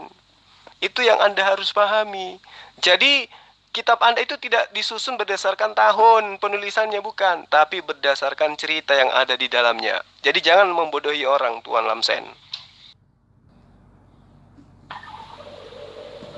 Saya tidak mampu menjelaskan cara Tuhan itu bagaimana dia jadi manusia. Bagaimana caranya dia kembali seperti semula, berkuasa menjadi Tuhan. Ya, meninggalkan kemanusiaannya. Jangan tanya itu kepada saya. Karena itu tidak diajarkan Alkitab. Yang jelas Alkitab mengajarkan kepada saya bahwa Tuhan itu menyelamatkan manusia dari kematian kekal. Tidak ada manusia yang mampu menyelamatkan manusia dari kematian kekal. Artinya Yesus datang ke dunia ini untuk menyelamatkan manusia dari kematian kekal. Bukan manusia dia, tapi dia mengenakan sifat kemanusiaan. Sebagai manusia dia berbicara mengenakan perkataan manusia, menggunakan kata-kata manusia. Jangan goblok kamu, ya. Bukan manusia, tetapi dia menggunakan sifat kemanusiaan. Lalu kemudian ketika ditanya, Tuhan yang hanya memanfaatkan sisi kemanusiaan ini menjadi Tuhan, ternyata tidak mampu menjadi Tuhan kembali. Anda tidak mampu menjelaskan itu. Kenapa? Karena memang Yesus itu bukan Tuhan. Anda menuhankan Yesus itu karena ajaran Paulus dan kawan-kawan. Yesus tidak pernah mengajarkan itu. Makanya Anda kesusahan. Ya. Mau tara profesor pun di dalam agama Anda tidak akan mampu memberikan penjelasan seperti jelasnya bagaimana kemudian Yesus diciptakan. Kalau saya mampu memberikan penjabaran bagaimana Yesus diciptakan berdasarkan kitab Anda. Tetapi ketika Anda yang menuhankan Yesus yang adalah ciptaan ditanyai bagaimana caranya ciptaan menjadi pencipta, Anda bingung. Karena memang sejatinya Yesus itu adalah ciptaan. Itu kuncinya. Anda tidak mampu menjabarkan, mengasumsikan sekalipun, tidak mampu Anda untuk mengatakan bahwa Yesus itu kembali menjadi sang pencipta alam semesta. Kenapa? Karena memang manusia tidak bisa menjadi pencipta. Pahami itu. Dengan kata lain, Yesus itu bukan Tuhan. Ngerti Tuan Lamsen? Saya tidak mengikuti orang Yahudi. Saya mengikuti ajaran Alkitab saya, Jul. Bagaimana kamu mengatakan manusia seperti Yesus bisa naik ke surga kembali? Mana ada manusia yang bisa memberi hidup kekal? Itu hanya Tuhan. Mana ada manusia menyelamatkan manusia dari kematian kekal akibat dosa? Hanya Tuhan, Jul. Itu ajaran Alkitab kami. Tunjukkanlah manusia yang mengaku bisa memberi hidup kekal. Kalau bisa, saya akan menjadi mualaf. Jul. Jangan bodoh kamu, Jul. Tunjukkanlah manusia seperti Yesus. Yang bahan bakunya bukan dari hasil perkawinan antara laki-laki dan perempuan. Lalu mati, hidup kembali, lalu naik ke surga. Mana ada manusia seperti itu? Tidak ada, Jul. Tidak ada, Jul. Tidak ada. Hanya Tuhan. Menurut Alkitab kami, hanya Tuhanlah juru selamat. Tapi Yesus dipanggil juru selamat. Berarti Yesus adalah Tuhan. Jul.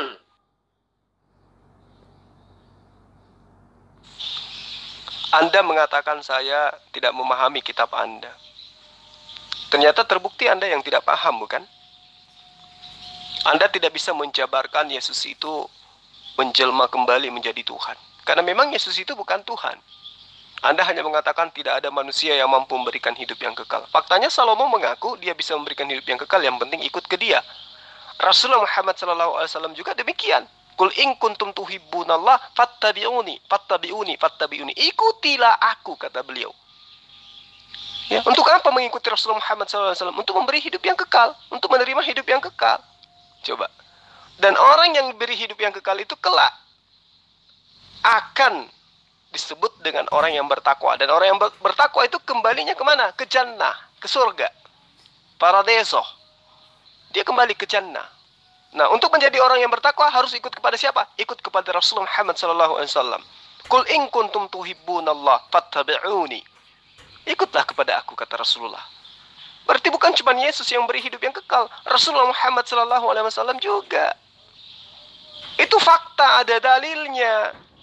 Nah, bagaimana kemudian menjadi pengikut Rasulullah Muhammad SAW untuk mendapatkan hidup yang kekal? Harus menjadi orang yang bertakwa. Bagaimana dengan syarat yang diberikan oleh Yesus? Demikian, harus menjadi orang yang bertakwa. Hidup kekal itu adalah mereka mengenal engkau satu-satunya Allah yang benar dan mengikuti aku sebagai Rasul. Udah, selesai.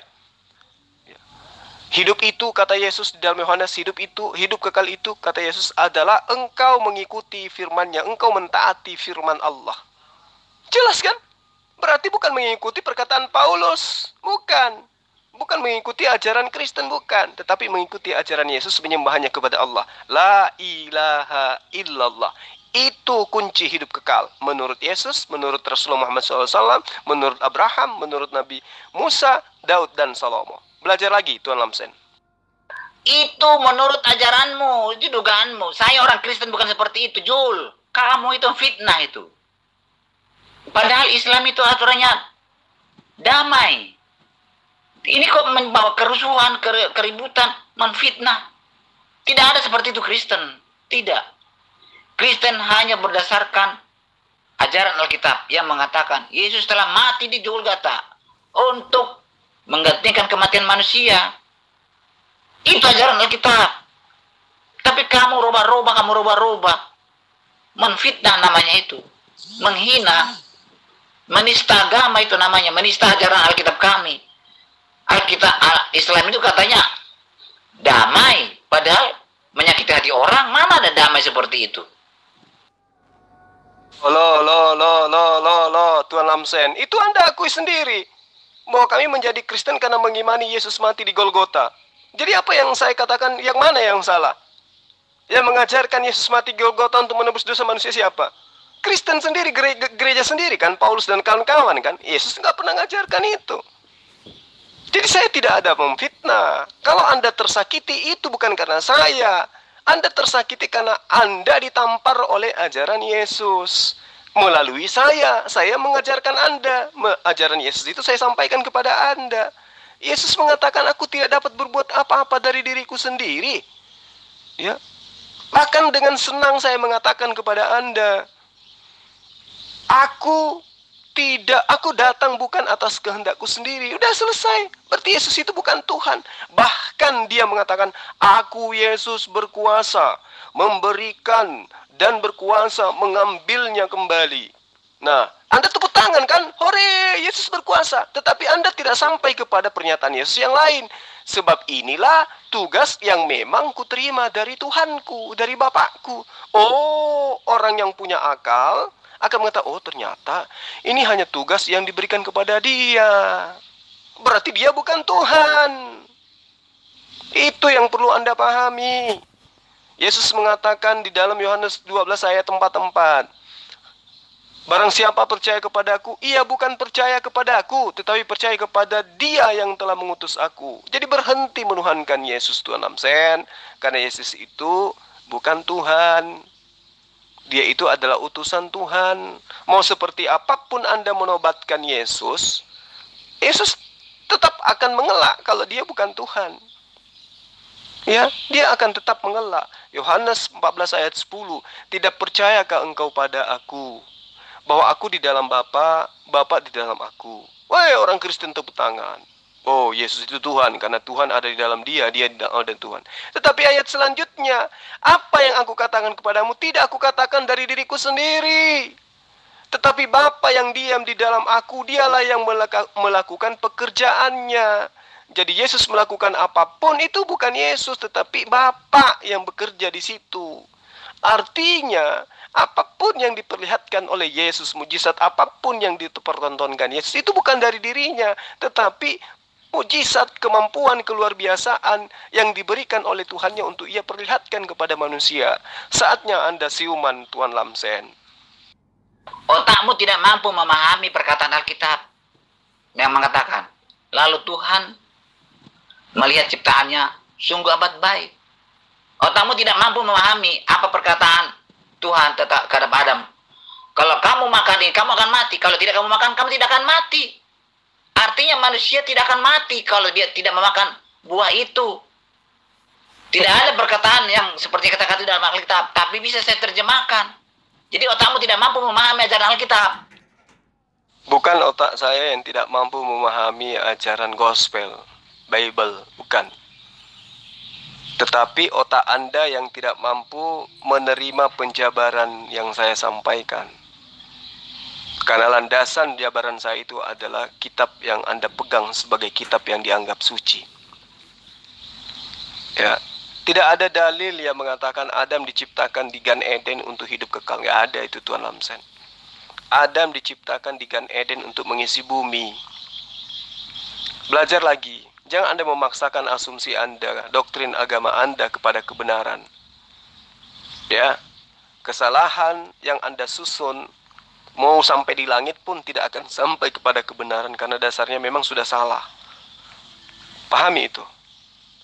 Adam dicipta di Gan Eden itu bukan untuk kekal di Eden, tetapi untuk dicipta agar dia apa?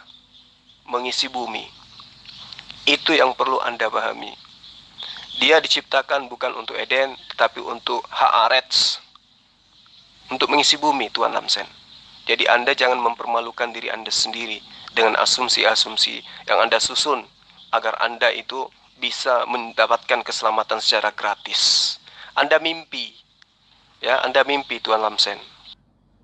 Saya tidak menerima guru saya mengajarkan Alkitab saya orang Islam. Tidak. Saya buang itu, pantang bagi saya. Sepintar apapun itu, Islam yang mengajarkan tentang Alkitab.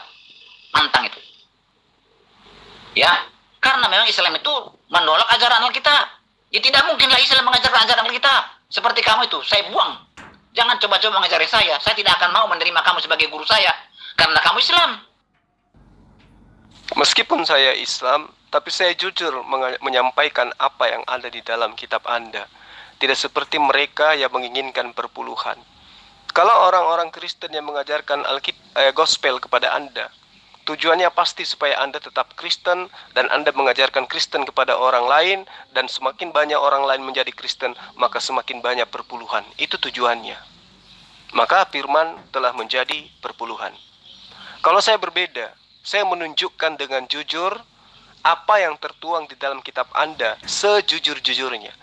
Tidak ada tendensi penyesatan, tidak ada tendensi pembenaran, tidak ada tendensi perpuluhan.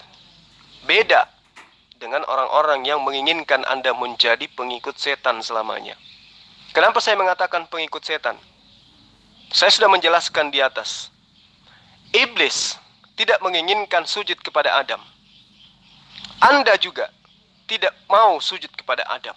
Anda menuduh Adam sebagai pembawa dosa. Iblis menuduh Adam sebagai pembawa dosa, sehingga dia harus ingkar terhadap Allah. Adam ingkar terhadap Allah karena tidak mau sujud kepada Adam. Anda juga ingkar kepada Allah karena Anda tidak mau sujud kepada Adam. Kenapa saya katakan Anda tidak sujud kepada Adam? Karena Anda justru menuduh Adam sebagai sumber segala dosa.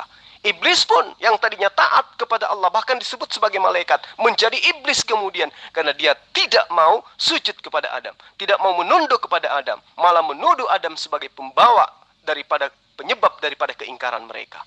Jadi antara Adam dengan iblis dengan Anda itu tidak ada bedanya, Tuan Lamsen. Sadari itu dengan baik. Itu menurut ajaranmu, itu dugaanmu. Saya orang Kristen bukan seperti itu, Jul. Kamu itu fitnah itu. Padahal Islam itu aturannya damai. Ini kok membawa kerusuhan, keributan, menfitnah. Tidak ada seperti itu Kristen. Tidak. Kristen hanya berdasarkan ajaran Alkitab yang mengatakan Yesus telah mati di Golgota untuk menggantikan kematian manusia. Itu ajaran Alkitab. Tapi kamu rubah-rubah. Menfitnah namanya itu. Menghina. Menista agama itu namanya. Menista ajaran Alkitab kami. Alkitab Islam itu katanya damai. Padahal menyakiti hati orang. Mana ada damai seperti itu?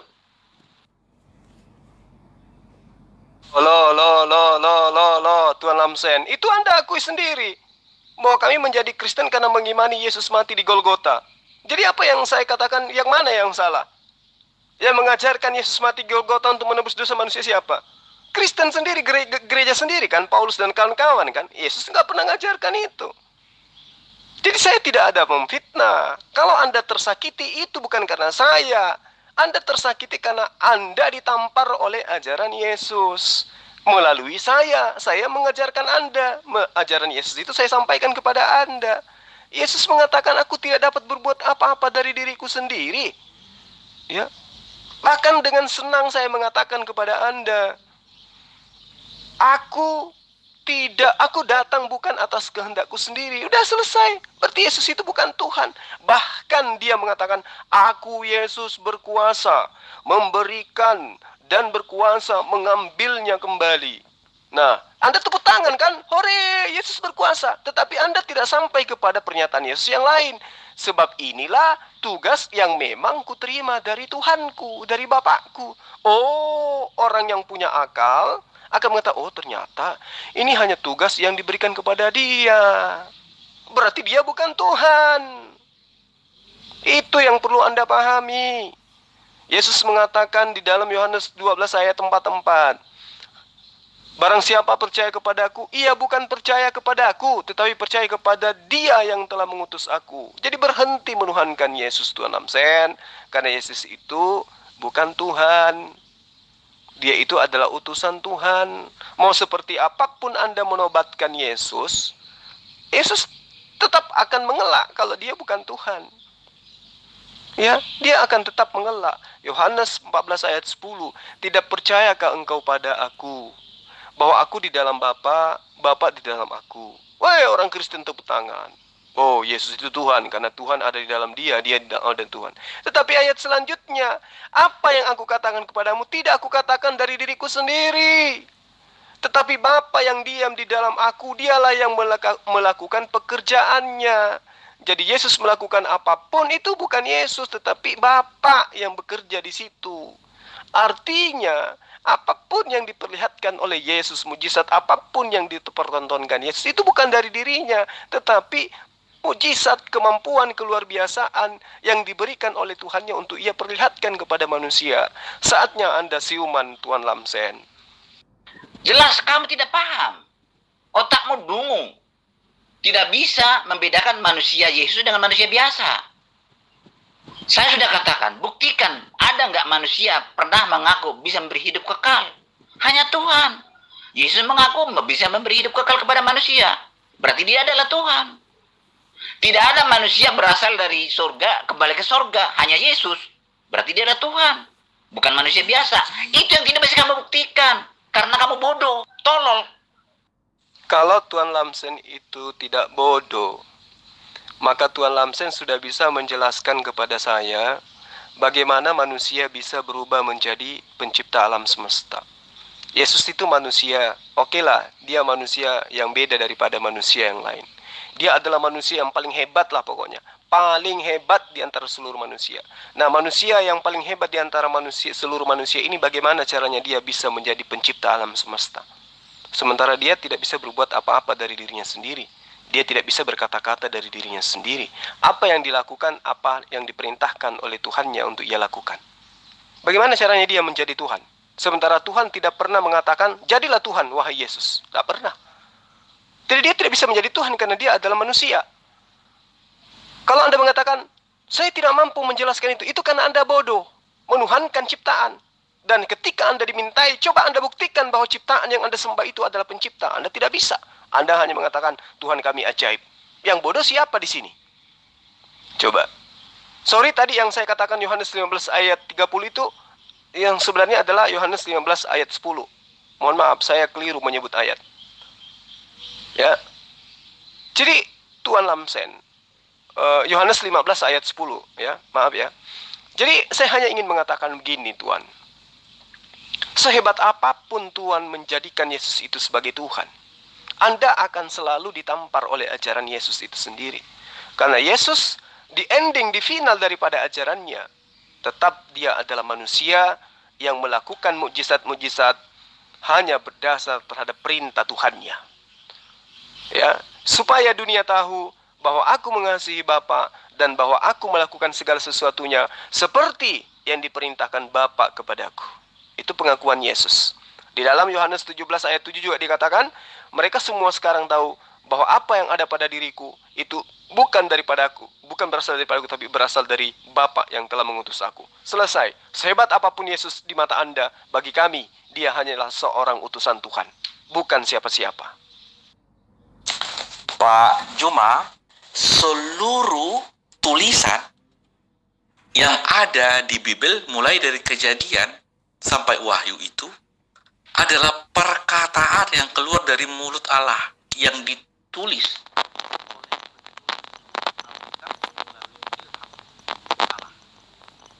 Jadi tidak pernah kata-kata manusia yang perjalanan ke Damsyik, ketika ia sudah dekat kota itu, tiba-tiba cahaya memancar dari langit mengelilingi dia.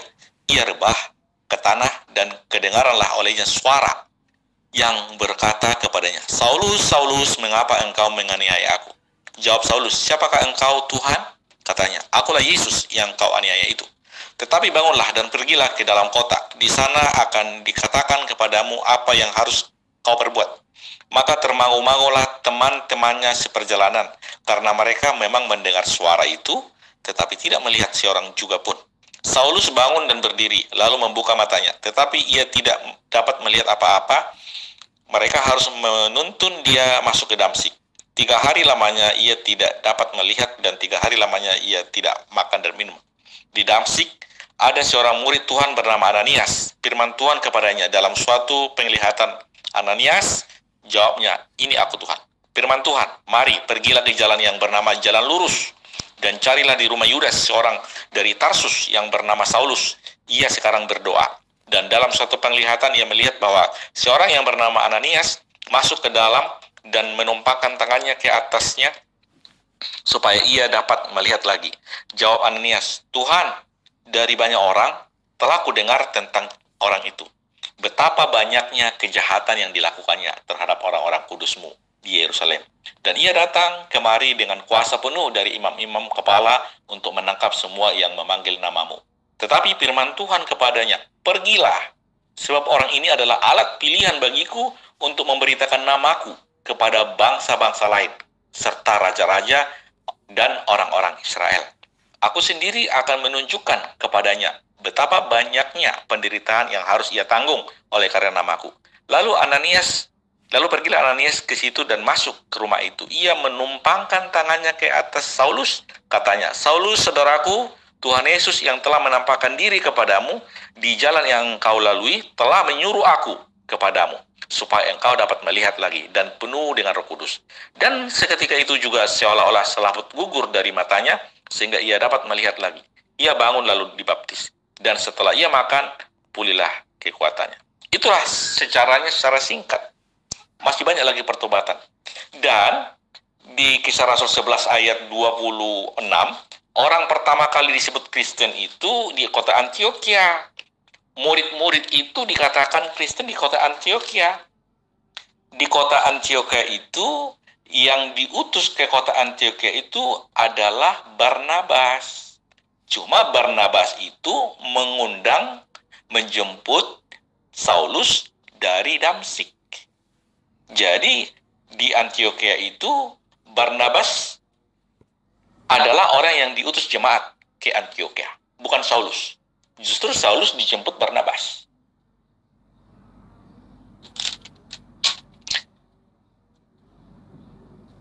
Itu menurut Anda. Coba Anda baca di dalam Lukas 1. Tepolius yang mulia, apakah itu adalah firman Allah? Ya, coba Anda gunakan akal. Banyak orang yang berusaha menyusun suatu berita tentang peristiwa-peristiwa yang telah terjadi di antara kita. Apakah ini firman Tuhan? Apakah ini adalah perkataan yang keluar dari mulut Tuhan? Apakah Anda ingin mengatakan bahwa Lukas itu adalah Tuhan Anda? Sangat disayangkan. Belum lagi kalau kita bercerita tentang surat-surat Paulus. Apakah perkataan Paulus itu adalah firman yang keluar dari mulut Allah, atau Anda ingin mengatakan bahwa Paulus itu adalah Tuhan Anda? Berarti benar nubuatan Yesus di dalam Yohanes 8 ayat 44. Iblislah yang menjadi bapakmu, dan kamu mau melakukan keinginan-keinginan bapakmu. Karena itu fakta. Anda menuhankan Yesus karena keinginan Paulus. Berarti Paulus itu adalah bapak Anda. Makanya saya katakan Anda adalah hambanya Paulus. Pahami itu, Pak Dokter? Kamu yang goblok. Sudah jelas tercatat di Alkitab, Yesus mati di Golgota. Yesus berkata bahwa dia menyerahkan nyawanya untuk keselamatan manusia dengan cara tersalib seperti itu. Makanya kamu itu mengambil potongan-potongan Alkitab, menyalah-nyalahkan Kristen. Saya tidak mengikuti ajaran Kristen, saya mengikuti ajaran Alkitab. Kamu itu tidak mengerti dan tidak tahu bahwa Yesus itu adalah Tuhan, karena kamu bodoh. Tidak ada manusia seperti Yesus, datang dari surga kembali ke surga. Tidak ada. Tidak ada manusia seperti Yesus, mampu memberi hidup kekal. Itulah kebodohanmu. Coba buktikan, ada nggak manusia seperti itu? Ketika Anda mengatakan saya goblok, itu kembali kepada diri Anda sendiri. Karena Anda menuhankan manusia yang adalah makhluk ciptaan Tuhan bernama Yesus yang tidak bisa berbuat apa-apa dari dirinya sendiri. Yang goblok itu adalah Anda. Segoblok-gobloknya anjing, tidak ada anjing yang menyembah anjing. Berarti Anda lebih parah. Karena Anda diberi akal, diberi wujud sebagai manusia, tetapi menyembah kepada manusia. Yesus itu bukan Tuhan. Yesus itu manusia. Makanya saya katakan Anda akan kesulitan untuk menjabarkan bagaimana caranya manusia Yesus berubah menjadi Tuhan. Coba Anda jelaskan. Kalau saya mampu menjelaskan bagaimana kemudian Yesus itu diciptakan melalui kitab Anda. Nah, Anda tidak mampu membuktikan bagaimana Yesus bisa berubah menjadi pencipta alam semesta. Ketika dia manusia, dia tidak bisa berbuat apa-apa dari dirinya sendiri. Dia berkata bukan dari dirinya sendiri. Yohanes 14 ayat 10. Ya, apa yang dia lakukan adalah apa yang diperintahkan oleh Bapa untuk ia lakukan. Dia bukan Tuhan. Dan Anda tidak mampu membuktikan bagaimana caranya makhluk manusia yang tidak bisa berbuat apa-apa ini berubah menjadi maha kuasa. Nggak bisa. Nggak bisa. Karena itulah saya mengatakan, ketika Anda mengatakan saya goblok, yang goblok sebenarnya itu siapa? Jelas kamu menista agama saya, menista Alkitab saya. Itu penistaan tidak berlaku bagi Islam, hanya untuk Kristen. Lihat, percayalah nggak keadaan dunia Indonesia sekarang ini. Kalau saya mengatakan Muhammad bukan Nabi, Pak saya ditangkap. Tapi kalau kamu mengatakan Yesus adalah manusia, enak-enak aja. Bukan menista, meluruskan. Itu enaknya Islam di Indonesia. Jangan ngigau, Tuan Lamsen. Jangankan Rasulullah Muhammad SAW Anda tolak sebagai Nabi. Yesus yang Nabi saja Anda tolak. Abraham yang Nabi saja Anda tolak. Makanya saya katakan Anda dengan iblis itu nggak ada bedanya. Ya, Anda menuduh Adam membawa dosa sampai Anda harus ditebus. Itu ajaran dari mana itu? Tebus-menebus itu tidak diajarkan oleh Yesus. Berapa kali saya harus menekankan pengajaran ini terhadap Anda? Ya, berapa kali saya harus mengajarkan kepada Anda bahwa Yesus itu bukan Tuhan? Capek rasanya, Tuhan. Orang-orang Yahudi yang mempunyai kitab yang kemudian Anda jadikan acuan pembenaran tentang penebusan dosa, karena Anda diwarisi dosa sama Adam. Mereka memahami bahwa jatuh ke dalam dosa itu bukan karena makan buah ilmu pengetahuan, bukan karena makan buah baik dan buruk, tetapi jatuh ke dalam dosa itu karena mereka gagal mentaati hukum Taurat dalam kehidupan mereka sehari-hari. Ya, berapa kali saya harus katakan itu? Ya. Yesus itu mengajarkan tauhid yang menegaskan bahwa tidak ada yang wajib disembah selain daripada Allah yang maha suci lagi maha tinggi. Dan itu adalah musuh besar Paulus. Ketika Yesus mengajarkan bahwa darah itu haram, sebaliknya Paulus memandang darah itu sebagai sajian suci yang wajib diminum untuk memberikan kehidupan yang baru. Baca 1 Korintus 10 ayat 16. Dari sanalah Anda tumbuh menjadi seorang pagan yang menyembah berhala, Tuan Lamsen. Bukan kacauan mengucapan syukur, yang atasnya kita ucapkan syukur adalah persekutuan dengan darah Kristus. Bukankah roti yang kita pecah-pecahkan adalah persekutuan dengan tubuh Kristus? Dari sini Anda tumbuh, sehingga Anda bebal. Paulus pendiri Kristen itu dibesarkan di Tarsus, Tuan Lamsen. Di mana masyarakat di Tarsus itu jelas adalah penyembah dewa-dewa. Di antaranya dewa Herakles, dan ini sudah pernah saya ajarkan kepada kalian. Dewa Herakles ini diimani yang mengorbankan sapi, ya. Yang kemudian orang-orang yang mengimani dewa Herakles ini yang kemudian mengorbankan sapi, kemudian darahnya diminum. Dan itu sama di dalam konsep ajaran Anda. Herakles ini adalah jelmaan dewa. Nah, di dalam konsep Kristen, Yesus itu adalah jelmaan Tuhan yang mati lalu bangkit kembali dan dianggap sebagai juru selamat, sama dengan yang diajari, yang dianut oleh Paulus di mana di Tarsus. Jadi ketika Anda ngotot mengatakan saya ini adalah penyesat, penista, Anda salah.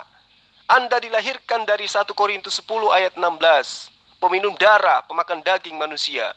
Anda adalah kanibal rohani. Itu yang perlu Anda pahami dengan baik. Sekali lagi saya katakan bahwa orang-orang Yahudi yang kitabnya Anda ambil untuk kemudian menjadikan Yesus sebagai Tuhan, itu tidak memahami dosa waris.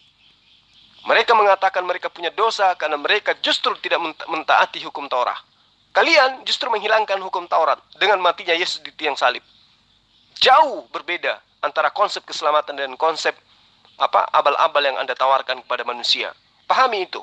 Jadi memang Yesus itu sekali lagi saya katakan adalah mengajarkan tauhid ketika dia datang kepada Bani Israel, mengajarkan hanya menyembah kepada Allah. Dan itu adalah musuh yang sangat berat yang dihadapi oleh Paulus, karena Paulus mengajarkan ajaran penyembahan terhadap banyak Tuhan. Dan itu Anda sudah akui, Tuhan Anda itu banyak kata Anda. Paham Tuan Lamsen? Pak Juma, Kejadian 3 saya bacakan. Adapun ular ialah yang paling cerdik dari segala binatang di darat yang dijadikan oleh Tuhan Allah. Ular itu berkata kepada perempuan itu, tentulah Allah berfirman, semua pohon dalam taman itu jangan kamu makan buahnya, bukan?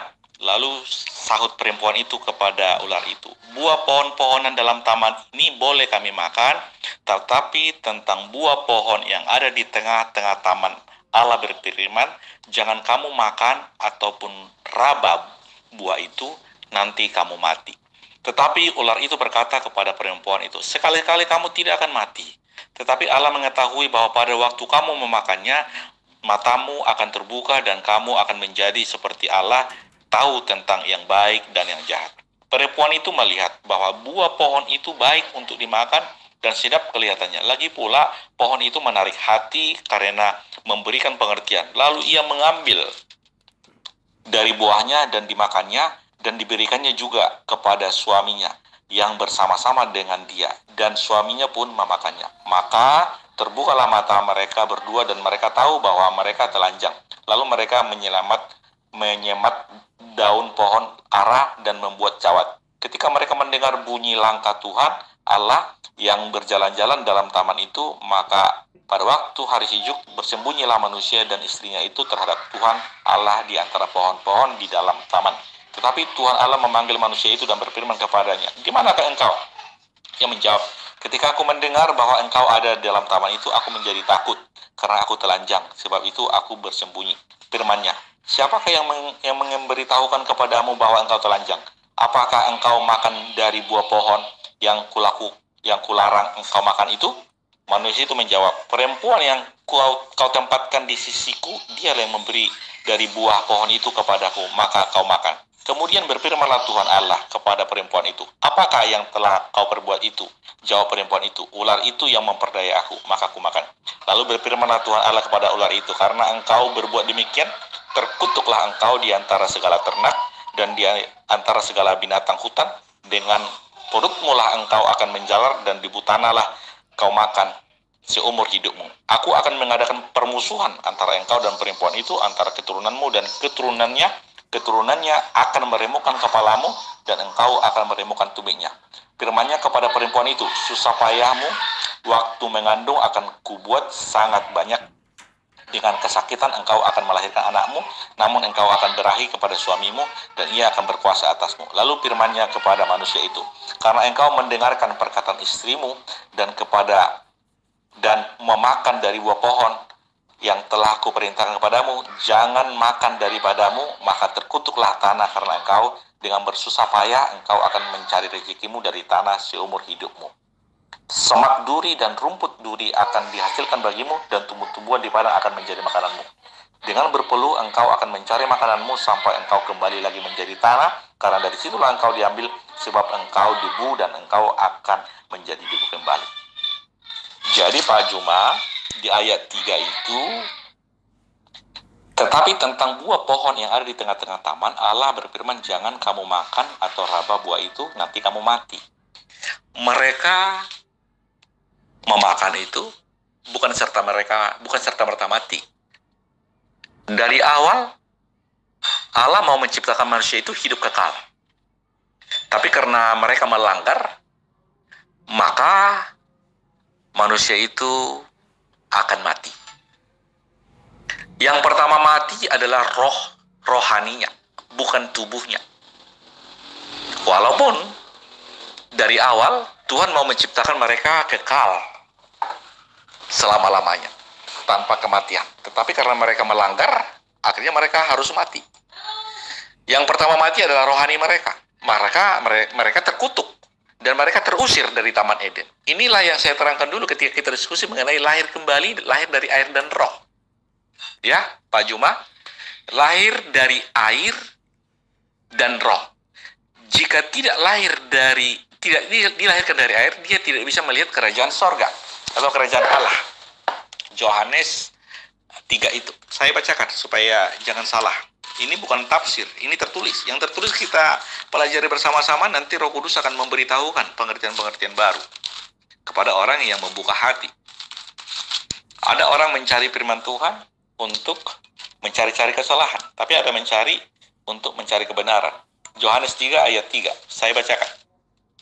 Yesus menjawab, katanya, aku berkata kepadamu sesungguhnya jika seorang tidak dilahirkan kembali, ia tidak dapat melihat kerajaan Allah. Maksud dilahirkan kembali adalah roh yang sudah mati akibat dosa kesalahan Adam itu harus dilahirkan kembali. Ayat 5, jawab Yesus, aku berkata kepadamu sesungguhnya jika seorang tidak dilahirkan dari air dan roh, ia tidak dapat masuk ke dalam kerajaan Allah. Jadi kalau tadi dilahirkan kembali tidak dapat melihat, belum masuk. Sekarang kalau dilahirkan dari air dan roh, baru bisa masuk ke dalam kerajaan Allah. Dilahirkan dari air, dan air itu di sini menggambarkan firman. Firman itu, air hidup itu Yesus sendiri. Dan roh itu Roh Kudus. Setelah rohnya dilahirkan kembali, maka Roh Kudus akan memenuhinya, akan membimbing, menuntunnya. Makanya dikatakan 1 Yohanes 2 ayat 27, tidak perlu lagi engkau diajari oleh orang lain. Jika memang Roh Kudus sudah mengurapi atau mengajari, sudah memenuhi, gitu. Jadi Pak Juma, kesaksian Anda kelihatannya hebat. Bicara tentang perpuluhan.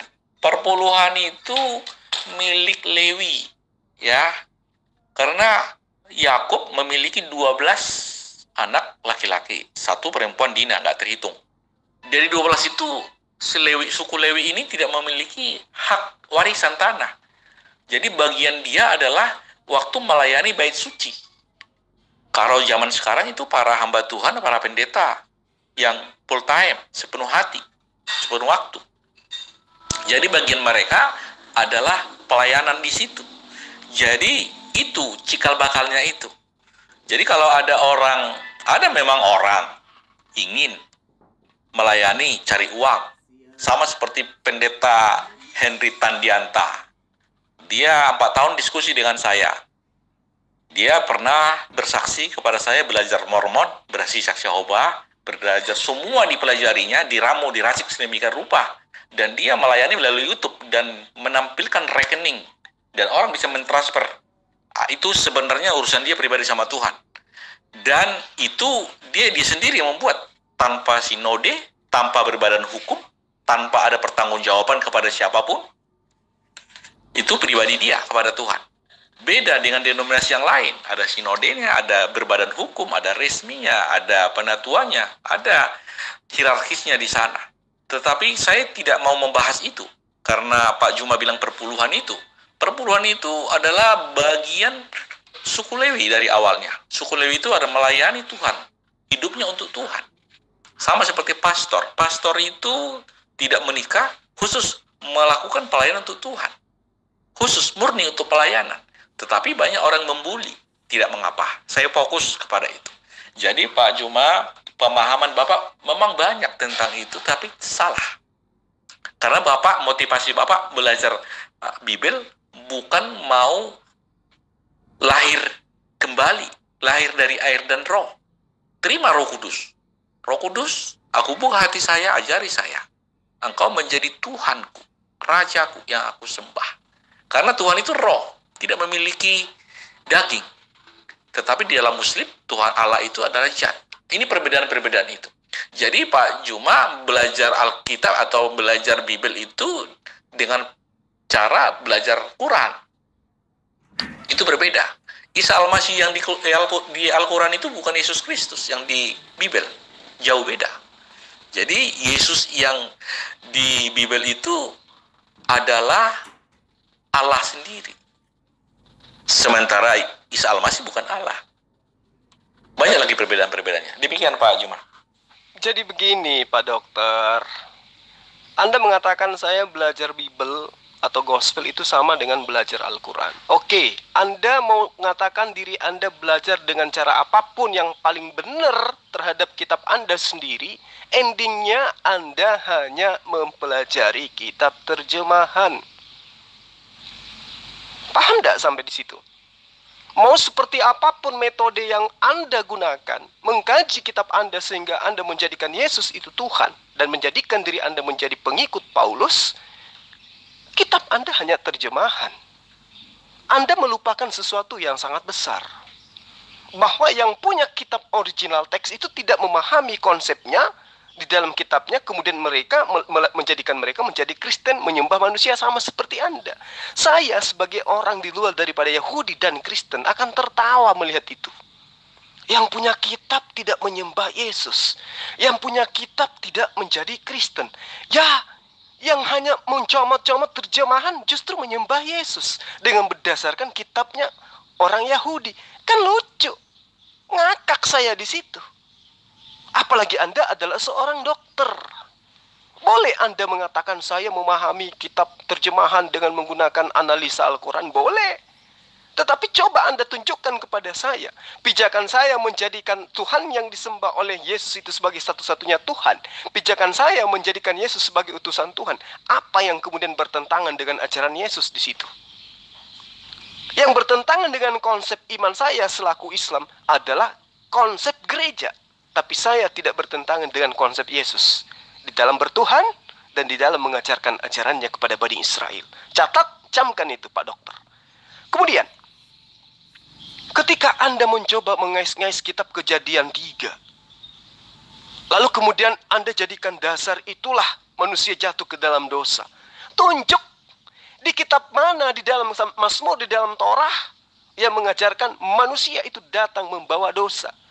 Di dalam kitab Taurat, di dalam kitab Mazmur mana yang mengatakan manusia itu membawa dosa waris? Coba Anda tunjukkan.